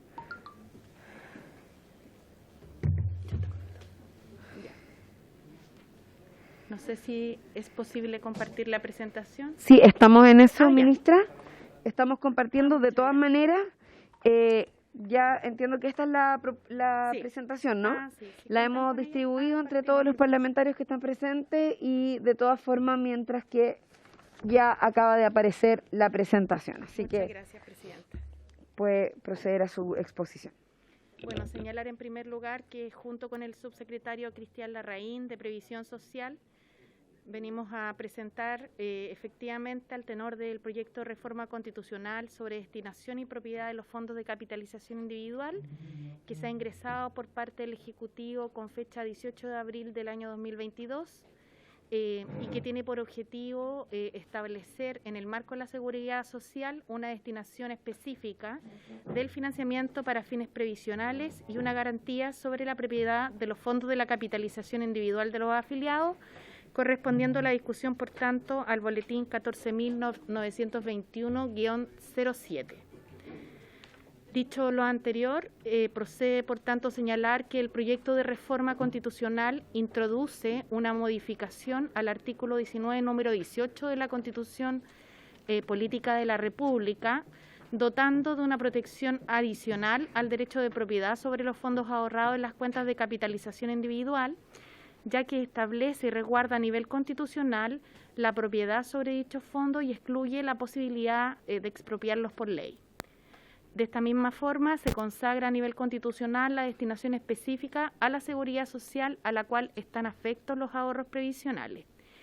Y se especifica adicionalmente que dentro de los fines previsionales se comprenderá tanto la administración de los fondos y el pago de las pensiones alimenticias en la forma que determine la ley. Esto último en consistencia ya con lo dispuesto por la Ley 20.255, que creó la reforma previsional del año 2008, del primer gobierno de la presidenta Michelle Bachelet, en orden a que en ese proyecto de ley se generaron prestaciones de el sistema familiar o del derecho de familia, más bien dicho, que decían relación con la compensación económica en caso de divorcio o nulidad a la fecha, y que hoy día se viene a complementar con la posibilidad de efectivamente proceder al pago de las pensiones alimenticias adeudadas, que como supimos, al tenor de la pandemia que nos afecta y nos afectó como país, en un principio ascendían al 80% de los casos de las obligaciones de los alimentantes que se encontraban impagas de acuerdo a los datos del Poder Judicial. Creo que el dato preciso era un 78% de obligaciones de alimentantes impagas. En los antecedentes, en primer lugar, nos gustaría señalar que tanto la doctrina como la jurisprudencia están conteste en una opinión, y es que los afiliados actualmente tienen un derecho de propiedad sobre los ahorros previsionales depositados en sus cuentas de capitalización individual. Partiendo desde ese punto, se plantea entonces en apoyo a esta posición, por parte, como señalé, tanto de la doctrina como de la jurisprudencia, los siguientes argumentos. Las cuentas, o los afiliados más bien dicho, poseen cuentas individuales que se encuentran reconocidas y protegidas en los artículos 17 y 20 del DL 3500 de 1980. Y en segundo lugar, el patrimonio de cada fondo de pensiones es un patrimonio independiente y diverso del patrimonio de la AFP, sin que esta administradora tenga dominio sobre aquellos fondos. Lo anterior se encuentra consignado en el artículo 33 del mismo DL anteriormente ya citado. Asimismo, el derecho de propiedad que las y los afiliados tienen sobre los ahorros acumulados en sus cuentas individuales presentan características determinadas por su propia naturaleza. En concreto, hay que señalar que las normas del DL 3500 disponen que su propósito es financiar la respectiva pensión de su titular, pero tal destinación determinada también le genera el derecho incorporado a su patrimonio en virtud de la relación jurídica que une al afiliado con el sistema de pensiones, de vejez, de invalidez y de sobrevivencia, a objeto de obtener los beneficios que regula el título sexto del ya citado DL 3500. Mientras no se obtiene el fin perseguido, esto es, el pago de pensiones y prestaciones con motivo de vejez, invalidez y sobrevivencia, su administración le corresponde a la sociedad anónima, entidades privadas con fines de lucro, denominadas administradoras de fondos de pensiones, las cuales a su vez se encuentran reguladas en el título cuarto del DL 3500. Lo anterior ha sido a la vez confirmado por la sentencia del Tribunal Constitucional 334 del séptimo. Asimismo, quiero señalar que entonces la propuesta en concreto consiste en introducir dentro del artículo 19, numeral 18, los siguientes incisos. Inciso tercero, las prestaciones de seguridad social se financiarán con aportes fiscales y cotizaciones obligatorias en la forma y condiciones que establezca la ley. Los fondos originados en las cotizaciones obligatorias deberán destinarse única y exclusivamente a fines previsionales. Para estos efectos también se entenderán dentro de los fines previsionales la administración de los fondos y el pago de las pensiones alimenticias en la forma que determine la ley. Se introduce asimismo dentro del numeral 18 del artículo 19 de la Carta Magna un inciso cuarto, pasando el anterior tercero a ser actual quinto, que señala: sin perjuicio de los componentes propios de la seguridad social que integren el sistema, se garantizará siempre sobre la propiedad del afiliado respecto de sus ahorros provenientes de la capitalización individual, sin que la ley pueda expropiar dichos ahorros. En conclusión, los ahorros previsionales provenientes de la capitalización individual no podrán expropiarse por ley. Se garantizará siempre la propiedad de la y los afiliados de los ahorros del componente de capitalización individual. Estas dos conclusiones se extraen efectivamente de lo denominado proyecto de ley sometido a discusión, sin perjuicio de lo cual hay que señalar dos cosas. La primera de ellas es que actualmente el derecho de propiedad se encuentra ya protegido en la Constitución Política de la República, y en segundo lugar reiterar lo que ha sido una opinión consistente y permanente del Ejecutivo en torno a que no hay ni ha habido intención alguna de expropiar dichos fondos ahorrados por las y los trabajadores a través de la capitalización individual. Por su intermedio, entonces, Presidenta, esa sería la exposición del Ministerio del Trabajo y Previsión Social. Muchas gracias, ministra Jara. Quiero ofrecer la palabra al subsecretario. No sé si es para él, si quisiese complementar.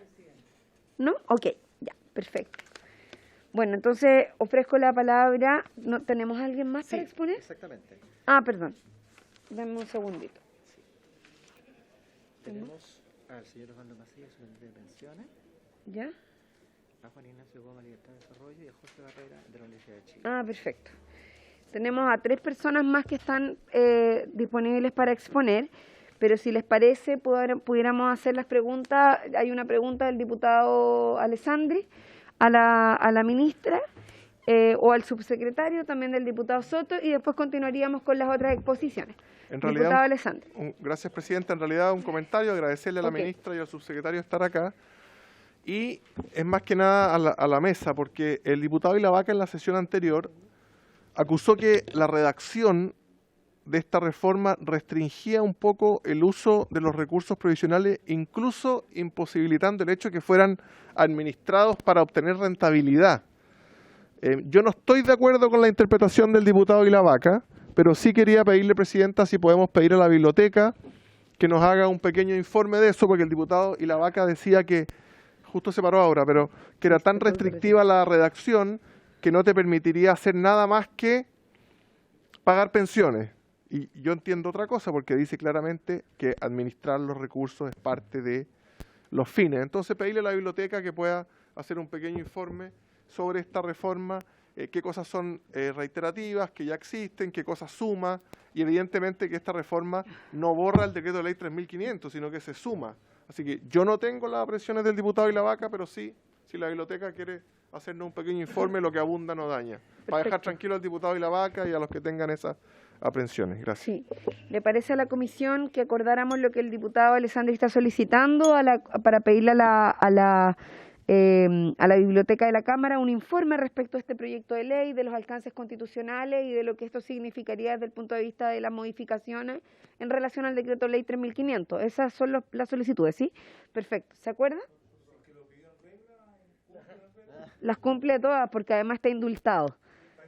Sí, así que se acuerda el proyecto. Ya hay justo 4 para hacerlo. Diputado Soto, le ofrezco la palabra. Sí, Presidenta, muchas gracias. Saludar a la señora ministra, al señor subsecretario. Bueno, nosotros venimos de una comisión mixta que está intentando legislar sobre un estado intermedio de protección y resguardo de carretera en el marco de la violencia que se ha conocido en la macrozona sur. Por eso nos perdimos la exposición, pero quisiera hacer una pregunta que a mí me parece que no logro responder con los antecedentes que tengo. Yo creo que no es necesario un proyecto de reforma constitucional que busque garantizar de que no se expropien los fondos de ahorro de la capitalización individual. Y lo hemos dicho en todos los tonos. De hecho, la sola idea de que hay una expropiación por parte del Estado de dinero, que es un bien fungible, que como compensación deba resarcirse con dinero, es algo que no tiene ninguna lógica. Pero en fin, esta polémica que alimentan particularmente partidos de derecha, que buscan, creo yo, infundir temor en la población, infundado, ha llegado a la mesa de esta comisión y hay una propuesta de reforma constitucional que pretende garantizar aquello, a pesar de que no es real. Entonces me pregunto, si no es real la amenaza, ¿por qué nuestro gobierno presenta este proyecto de ley para asegurar algo que no es real? Eso es lo primero.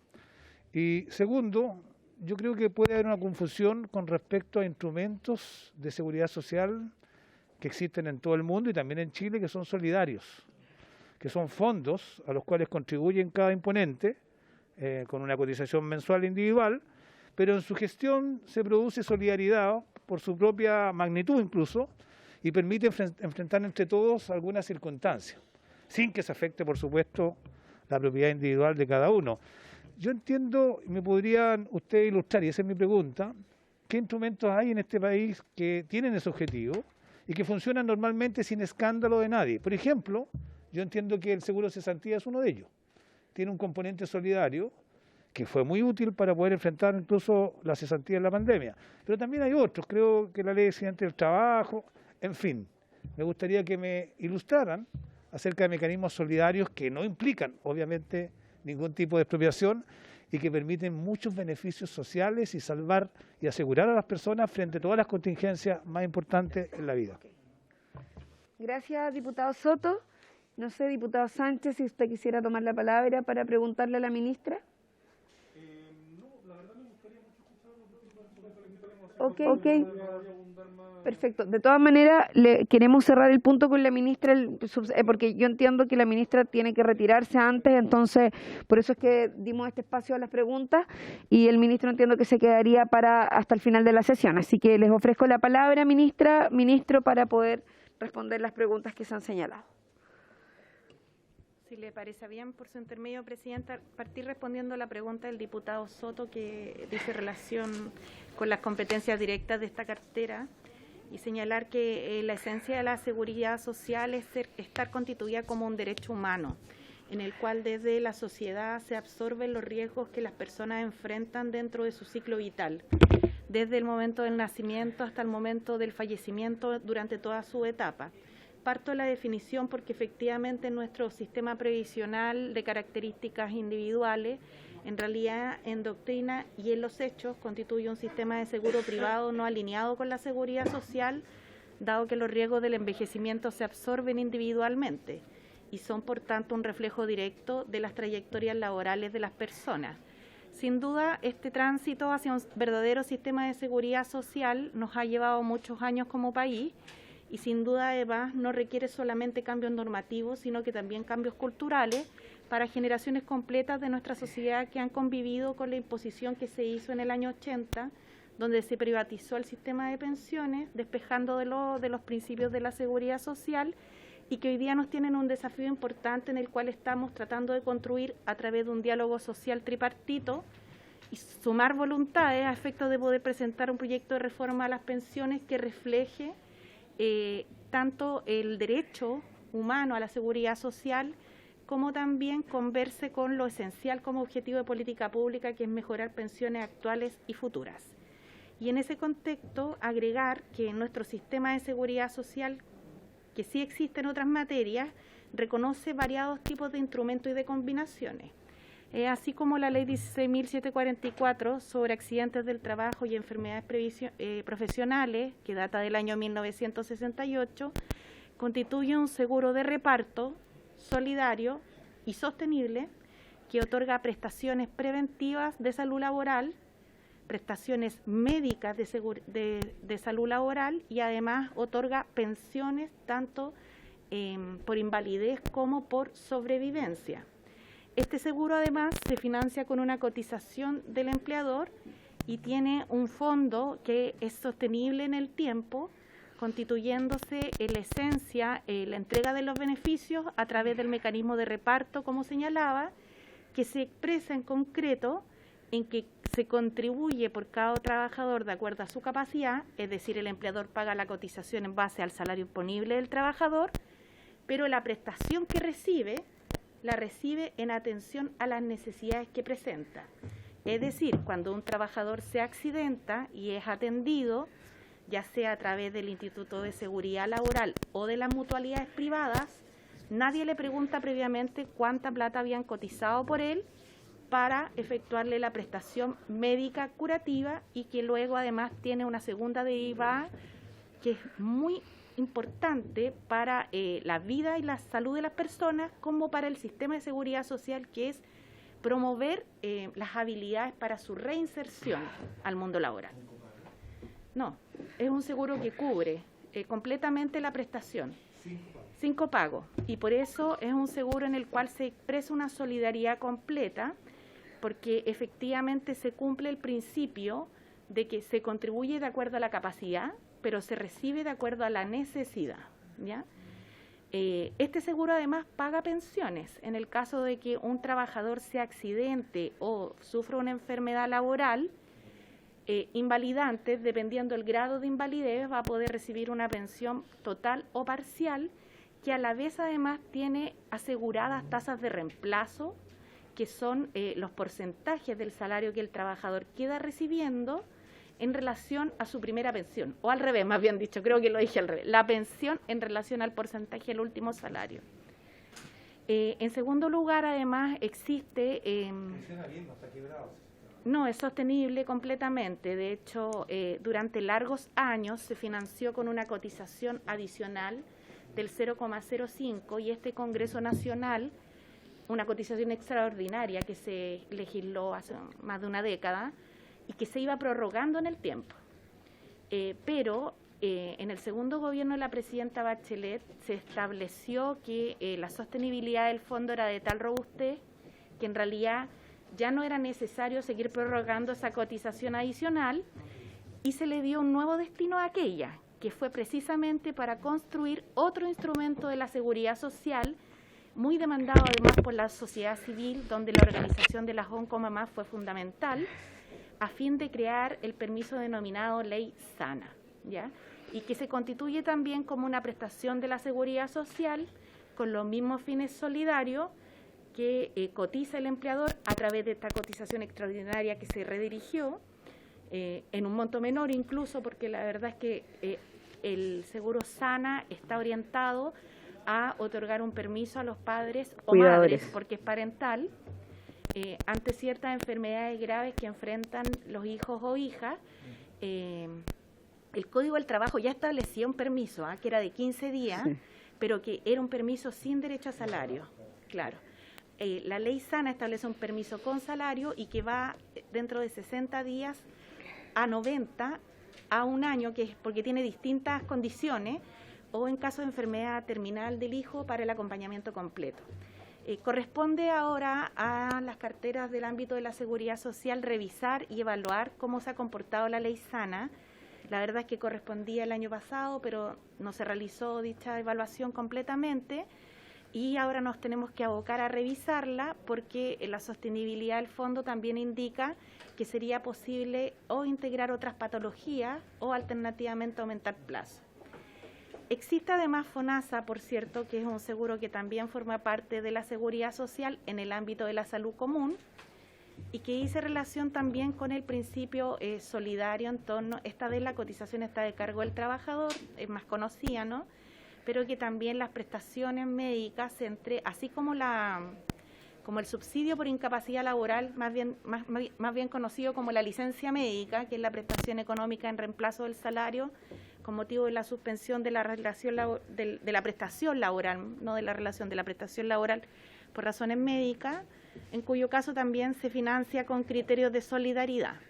Y sin ánimo de extenderme, solo señalar que en la legislación más reciente, además, anterior a la Ley Sana, pero bastante reciente, del año 2002, existe el seguro de cesantía, que es una prestación en la cual tiene dos modalidades. Por un lado, la cuenta individual del trabajador, denominada SIC, y por otro lado, el FCS, que es el Fondo de Cesantía Solidario.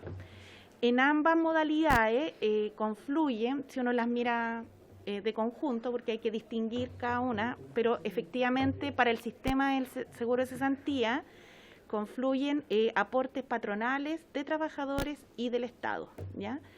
Y operan con las modalidades que se derivan un poco de su mismo nombre, ¿no? En el caso de la cuenta de capitalización individual, con una doctrina bastante consistente con lo que también han señalado los tribunales sobre las cuentas de capitalización individual de pensiones, en torno a que se establece, por ejemplo, que el trabajador acceda a dichos fondos con menos requisitos de acceso que al Fondo de Cesantía Solidario, que es más exigente, pero que, por ejemplo, si al momento ese trabajador de jubilarse contara con saldos en la cuenta del Fondo de Cesantía, las puede traspasar a efectos de mejorar su pensión. Entonces, hay ahí puesto un derecho de propiedad.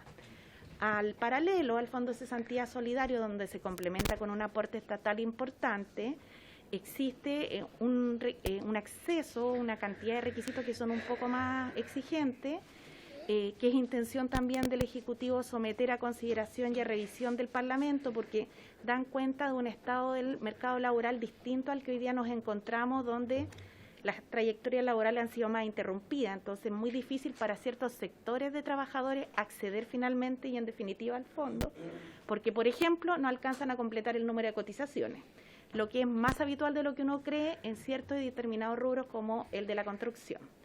Con todo, el Ejecutivo está interesado también en proponer, como señalaba al Congreso Nacional, una reforma al seguro de cesantía que por un lado se haga cargo de estas diferencias o estas dificultades en el acceso. Este Congreso durante la pandemia legisló normas de protección al empleo que se ejecutaron con cargo al Fondo de Cesantía Solidario, y que terminaron el 31 de diciembre del año pasado su vigencia, pero que dieron un buen ejemplo de cómo la sustentabilidad del fondo es eficiente y robusta también.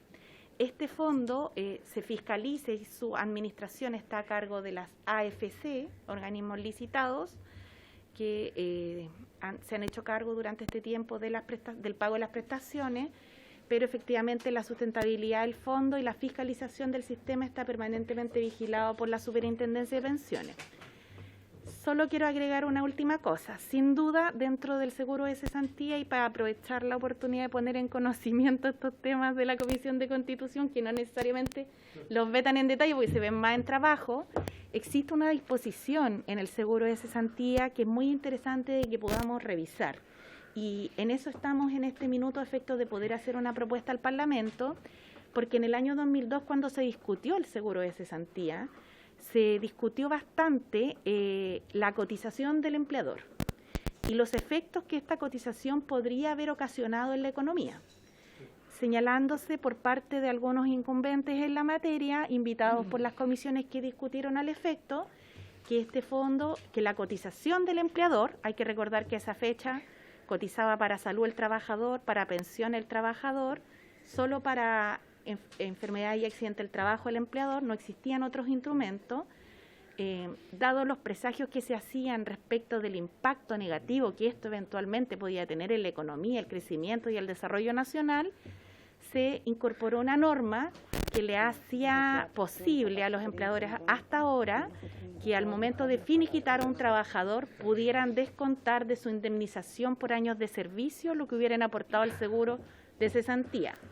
Ergo, lo que ocurre es que, por tanto, la cotización del empleador, efectivamente, en el momento del despido del trabajador y del cálculo del finiquito, si se verifica el descuento, resulta que en este componente de la seguridad social, entonces, respecto de ese trabajador, el empleador nunca contribuyó, matemáticamente hablando. Y, por tanto, eso es algo que estamos en diálogo tripartito en este minuto, a objeto de poder presentar en acuerdo con trabajadores y empleadores una modificación que lo sostenga. Además de los instrumentos señalados, existe un conjunto de otros instrumentos que se financian con el Fondo de Prestaciones Familiares, que provienen de impuestos generales y que se entregan con criterios solidarios. Ahí están todas las prestaciones relacionadas con la protección a la maternidad, a la paternidad y a la familia, como el prenatal, postnatal y asignaciones y subsidios. Eso por su intermedio, Presidenta. Muchas gracias, ministra. Sí, diputado Soto. Yo quisiera sugerir si la comisión podría pedir un informe también similar al que pidió el diputado Alessandri a la Biblioteca del Congreso, pidiendo la información sobre lo que acaba de exponer la ministra del Trabajo, acerca de los distintos mecanismos solidarios de seguridad social que existen y que se financian con cotizaciones individuales de trabajadores o cotizaciones de empleadores. Okay. Y explicando el detalle de cómo funciona la solidaridad y con una mención expresa si significan expropiación o no expropiación, que es la gran miedo y temor que tiene un sector político de este Parlamento. Muchas gracias, diputado. Ahora, yo pediría dos informes distintos. Creo que sí, son materias distintas porque uno tiene que ver con elementos de la redacción del proyecto en relación a las dudas que se han planteado fundamentalmente por el diputado Ilavaca. Entiendo, ya lo relatamos, y esto tiene que ver con aquellos fondos de seguridad social que se sostienen en base a capitalizaciones o a cotizaciones individuales, no a capitalización, a cotizaciones individuales. Perfecto, ¿les parece a la comisión acordar entonces la solicitud de estos dos informes a la biblioteca de la Cámara del Congreso? ¿Se acuerda? Sí, lo sé. Ministra, bueno, le agradecemos. Yo por eso abrí la palabra a todos los miembros de la comisión para poder hacer las preguntas. Todos tuvieron la oportunidad de hacerlo. Le agradecemos su tiempo, también al subsecretario. Muchas gracias por estar acá, por haber venido a exponer. Y evidentemente se pueden retirar. Lo que quisiera decir es que ya nos quedan menos de 15 minutos, 14, y nos quedan 3 exposiciones que teníamos consideradas para el día de hoy. Una del superintendente de pensiones, el señor Osvaldo Macías, que ya se encuentra presente, y otros 2 invitados que teníamos presentes, don Juan Ignacio Gómez, coordinador del Congreso Nacional de Libertad y Desarrollo, que entiendo que también está por ahí, ahí está, sí, ahí está Juan Ignacio. Y también el señor Jorge Barrera, académico de la Universidad de Chile. Don Jorge también lo veo por ahí conectado. Yo les quiero pedir mil disculpas porque se nos alargó un poquito la comisión. Sin embargo, esto no significa que no los vamos a escuchar. No, lo que sí quisiera preguntarles, si ustedes tuvieran dificultades, porque probablemente hoy vamos a alcanzar a tener una exposición más por los tiempos que nos quedan, si tuviesen problemas de poder dar inicio con las exposiciones la próxima semana a este punto de la tabla, que lo vamos a tratar el día próximo miércoles, como primer punto de la tabla, si no me equivoco, secretario, ¿no? Sí, que lo vamos a tener como primer punto o segundo punto, creo que segundo. El miércoles sería datos personales. Sí, segundo punto. Como segundo punto de la tabla de la próxima semana, pero ahí nos comprometeríamos a partir la sesión con el señor Juan Ignacio Gómez, coordinador del Congreso Nacional de Libertad y Desarrollo, y con don Jorge Barrera, académico de la Universidad de Chile. ¿Les parece? Tuvieran disposición para poder, les agradezco mucho y nuevamente les pido disculpas, les agradezco además el que hayan tenido la amabilidad de participar en la Comisión de Constitución, aportando a este debate, a esta discusión. Entonces el compromiso es que la próxima semana, el día miércoles, en el segundo punto de la tabla, las primeras exposiciones serían de las dos personas y ahora daríamos paso entonces a la última exposición de el superintendente de pensiones, don Osvaldo Macías, quien además se encuentra acompañado del señor Mario Valderrama, fiscal de la Superintendencia de Pensiones. Sí, ahí está don Mario. Así que nada, le ofrezco la palabra a don Osvaldo hasta por 8 minutos, es lo que hemos destinado a todas las exposiciones de la comisión. Evidentemente, si hay algunos elementos más que quisiera redondear, todavía nos quedan 11 minutos de comisión. Gracias, señora presidenta. Buenas tardes y por su intermedio saludo también a los parlamentarios presentes, autoridades y asesores que se encuentran ya sea presencialmente o de forma telemática conectados. Tenemos una presentación, señorita presidenta, respecto a esta materia. Primero queríamos referirnos al régimen jurídico actual respecto a la propiedad de los fondos provisionales, tanto a nivel constitucional como a nivel de ley de fondos provisionales. Posteriormente, cómo se supervisan esas disposiciones actualmente para finalmente comentar los alcances del proyecto de reforma constitucional en discusión. Respecto al régimen jurídico actual, rescatamos como primera jurisprudencia del Tribunal Constitucional del año 2001 un fallo que señala que la propiedad que tiene el afiliado sobre sus fondos previsionales, que conforman su cuenta individual, presentan determinadas características especiales. Se trata de un dominio sobre cosas incorporales, pues sus objetos son derechos. Su propósito concreto es financiar la respectiva pensión de ese titular. Es la primera jurisprudencia que encontramos respecto al Tribunal Constitucional. Tenemos también un informe en derecho del destacado constitucionalista señor Humberto Nogueira, informe que ponemos a disposición de esa comisión si le resulta útil, de la cual hemos rescatado algunos aspectos. Este informe es reciente, del año 2019, y señala lo siguiente en sus aspectos fundamentales. Dice que la doctrina constitucional ha señalado respecto a la propiedad de los fondos de pensiones que en el caso del contenido esencial del derecho de propiedad se encuentra su función social, una de cuyas manifestaciones es cuanto exijan los intereses generales de la nación. Por su parte, el contenido esencial del derecho a la seguridad social comprende la garantía que debe otorgar el Estado respecto del, comillas, acceso de todos los habitantes a pensiones, a prestaciones básicas y uniformes. Entonces, concluye el profesor Nogueira, desde que las prestaciones previsionales están dirigidas a cubrir los estados de necesidad de toda la población, y dado que la intención en su ordenamiento es asegurar la vida digna de los afiliados. Ello exige reconocer que en esta materia específica los atributos del derecho de propiedad asumen limitaciones especiales o extraordinarias en forma temporal para hacer posible la conformación de los fondos previsionales y lograr efectiva y eficazmente brindar las prestaciones propias de la seguridad social. En conclusión, la jurisprudencia que hemos mostrado, tanto del tribunal como de este informe especializado, nos señala que existe propiedad hoy día sobre los fondos previsionales acumulados en las cuentas de capitalización individual y que las cuales tienen una destinación específica, especial, que es el financiamiento de futuras pensiones, y que dicho fin se vincula con el deber del Estado de asegurar el derecho a la seguridad social y, en definitiva, la dignidad de la persona humana. Entonces está ya la propiedad consagrada hoy día en la Constitución, según lo que hemos visto. Respecto a la ley de fondos de pensiones, específicamente el decreto ley 3.500, hay también disposiciones específicas útiles de señalar, algunas de las cuales señaló la señora ministra de Trabajo y Previsión Social. Efectivamente, los afiliados al sistema previsional están obligados a cotizar en una cuenta individual que les pertenece, cuyo único fin es financiar pensiones. Y eso está establecido específicamente en la legislación que se detalla acá en la presentación. Estas cotizaciones, además, están obligadas de ser descontadas por el empleador en el caso de los trabajadores dependientes y en el caso de los trabajadores independientes o voluntarios por ellos mismos y enterarlos en una administradora de fondos de pensión.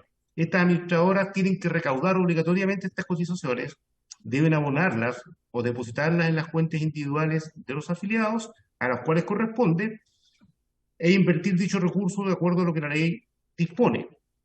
Posteriormente, cada fondo es un patrimonio independiente y diverso de la AFP. Con esto se establece que hay una separación entre el patrimonio de la administradora y del trabajador, que está depositado en sus cuentas individuales en los fondos previsionales. Además, establece la ley que estos fondos son inembargables, salvo algunas excepciones, como los depósitos en cuentas de ahorro voluntario y algunas operaciones financieras para cobertura de riesgo. Finalmente, tal como se estipulaba antes, los afiliados que cumplan los requisitos establecidos en la ley pueden disponer de dichos recursos en forma de prestaciones de pensiones, que es el objetivo final del sistema previsional. Por lo tanto, esa es la secuencia que sigue a nivel legal, donde también queda establecida la propiedad de los recursos de los fondos por parte de los afiliados que efectuaron los depósitos. Pero una regulación, si no tiene una buena supervisión, es muy difícil que opere bien. En este caso, la supervisión corresponde a la superintendencia, y para estos efectos instruye y supervisa que la contabilidad de los fondos previsionales sea separada de las administradoras. Exige un diversos estados financieros. Además, estos estados financieros son auditados por entidades externas independientes fiscalizadas por la Comisión para el Mercado Financiero, de tal manera que no hay confusión patrimonial entre los recursos de los trabajadores depositados en sus fondos previsionales y los recursos de la administradora que los gestiona. Por otra parte, la superintendencia fiscaliza en forma intensa y continua para asegurar que los recursos previsionales se utilicen de acuerdo a lo establecido en la ley. Entre otras cosas, los movimientos de las carteras de inversión mantenidas por los fondos previsionales, los egresos e ingresos de dinero de las cuentas corrientes de los fondos de pensiones, los instrumentos financieros en que se invierte, que estén custodiados a nombre de los fondos de pensiones en entidades especializadas y supervisadas, información diaria que se recibe de todas las transacciones de los fondos de pensiones, que son monitoreadas por la superintendencia, que los dineros y todos los movimientos sean registrados adecuadamente en las cuentas personales de los afiliados, incluidas sus rentabilidades, y finalmente el pago correcto y oportuno de los beneficios previsionales cuando la ley lo señala, de tal manera que todo lo anterior, la regulación establecida en la Constitución y en las leyes, tiene un marco de supervisión que lleva a cabo la superintendencia. Específicamente respecto al proyecto de reforma, ya el texto fue leído antes por nuestra ministra, por lo tanto esa parte de la salta. Nuestros comentarios son los siguientes. Esta superintendencia considera positivo elevar a nivel constitucional el resguardo de los fondos previsionales por medio de su inexpropiabilidad, en consideración a que la finalidad de aquellos es formar parte de uno de los pilares que constituyen el sistema de pensiones para financiar justamente estas prestaciones, asegurando de esta manera el ejercicio de la seguridad social y a la dignidad de la persona humana. Tenemos algunas observaciones menores respecto a la primera oración del inciso cuarto que se propone. Las prestaciones de seguridad social se financiarán con aportes y cotizaciones obligatorias en la forma y condiciones que establezca la ley. Creemos que también podría ser necesario incorporar el pilar voluntario, puesto que existen tres pilares: un pilar no contributivo o solidario que se financia con aportes estatales, un aporte de carácter contributivo obligatorio, que está expresado acá, pero también existe un pilar voluntario que de igual manera se utiliza para financiar las prestaciones. Por lo tanto, sugeriríamos, si así lo estima conveniente esa comisión y el Poder Ejecutivo, incorporar también el pilar voluntario acá. Respecto a la segunda oración del inciso cuarto, se señala que los fondos originados en las cotizaciones obligatorias deberán destinarse única y exclusivamente a fines previsionales. Ahí nosotros entendemos, y también aparece esto en el texto del mensaje del proyecto de ley, que se refiere al capital acumulado y a sus rentabilidades. Recordemos que la mayor parte de lo que tienen las personas en sus cuentas es rentabilidad. Nosotros entendemos que así es lo que pretende el proyecto, eso es lo que dice el mensaje, pero igual lo queríamos expresar para que quede la historia de la ley. Y por último, en relación a la expresión que se contiene en el inciso quinto, se garantizará siempre la propiedad del afiliado respecto de los ahorros provenientes de la capitalización individual. También entendemos que se incorpora dentro de esa garantía los depósitos convenidos y el ahorro previsional voluntario, es decir, las cotizaciones voluntarias que los afiliados efectúan para pensiones. En este caso, pensamos que también sería útil o dejarlo en la historia de la ley o si sistema conveniente colocarlo expresamente. Eso sería, señorita Presidenta, nuestra exposición. Perfecto, muchas gracias. Nos quedan solo unos minutitos. Quisiera saber si hay alguien que tenga pregunta a la exposición del superintendente, diputado Soto. Sí, Presidenta, agradecer la presentación que nos ha hecho el superintendente. Unas consultas que me surgen de su misma exposición, con la posibilidad de que parte de las cotizaciones obligatorias que se le descuentan a todos los trabajadores para capitalización individual sirvan para incrementar utilidades de los que administran los fondos. Hoy día un porcentaje no menor, significativo, de los fondos de pensiones son destinados, entiendo, a la administración del sistema, a la generación de utilidades de la industria de la AFP. La industria de la AFP ha tenido unas ganancias pero gigantescas y me gustaría saber si en este sistema actual esa destinación afecta las garantías que se están estableciendo, y en el sistema futuro, cuál es su opinión, cualquiera sea, si va a ser posible que parte de las cotizaciones por causa del trabajo, descuentos para previsión social, parte de ellos sirvan para financiar la administración del sistema público. Me gustaría saber cómo combinarían, cómo conversan estas garantías que se ponen en la reforma constitucional con esas realidades. Eso, Presidenta. Gracias, diputado Soto. Les pido extender por 3 minutos para poder tener las preguntas y luego hacer las respuestas del superintendente. 5 minutos. Diputado.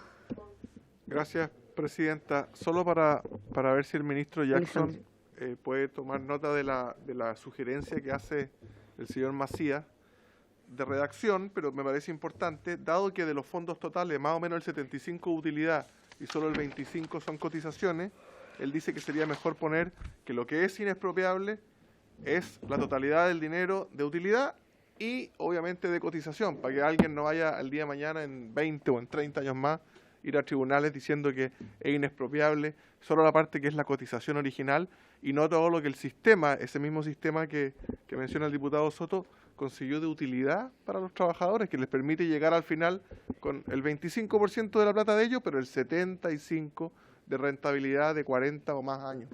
Gracias, Presidente. Muchas gracias, diputado. Diputado Longton. Bueno, estábamos junto al diputado Alessandri Soto en comisión mixta, pero no sé si por su intermedio el ministro Jackson nos contestó las preguntas que dejamos planteadas algunos parlamentarios en la sesión pasada. La ministra, bueno, está bien, tendré que revisar la exposición de la ministra, pero la consulta era al ministro. La consulta era el ministro Jackson. ¿Se hizo cargo la ministra de la... Sí, lo que pasa es claro, yo quedé con algunas dudas respecto, Presidenta. Podemos dejarlo para la otra sesión, no hay problema, Presidenta. El ministro, si usted quiere, como esta sesión ha sido bien interrumpida, producto de que varios parlamentarios estaban sesionando de manera paralela en la comisión mixta, ocurrieron otras situaciones entre medio también. Lo que le sugiero es que pueda revisar la exposición de la ministra, si es que hay alguna de las dudas que todavía persisten, que la podamos hacer llegar y evidentemente, y el ministro Jackson se ha comprometido a participar de esta sesión cada vez que la comisión lo considere necesario. Si la próxima semana tiene la posibilidad de volver a la comisión en este punto en particular, sin lugar a dudas, porque además he estado participando los días miércoles por el proyecto de ley de protección de datos personales, entonces hemos contado con la presencia del Ministerio inscribió de manera permanente en esto, así que creo que no habría ningún problema en eso, diputado Longton. ¿Le parece? Sí, me parece, como lo vi tomando nota tan entusiastamente la sesión pasada, pensé que podía tenerme la respuesta, pero voy a revisar, así que la ministra se hizo cargo de esos puntos. Gracias. Muchas gracias, diputado Longton. ¿Alguien más quisiera tomar la palabra? Si no, le ofrecemos la palabra entonces al superintendente y con esto cerraríamos la sesión. Superintendente, le ofrezco la palabra para responder ante las preguntas que se han realizado. Bien, por su intermedio, señora presidenta, tal como está establecido hoy día la estructura de cotizaciones, una parte de la cotización, que es el 10%, va directamente a las cuentas individuales del trabajador. Esas cuentas no tienen ningún otro fin que acumular para posteriormente recibir beneficios de acuerdo a la ley. Pero además hay una cotización adicional, que es la que se destina al financiamiento de la administradora de fondos previsionales, que entiendo a lo que se refiere el señor diputado. En la reforma previsional también se señala, en lo que está ahora señalado, para estos efectos dice también se entenderá dentro de los fines previsionales la administración de los fondos y el pago de pensiones alimenticias.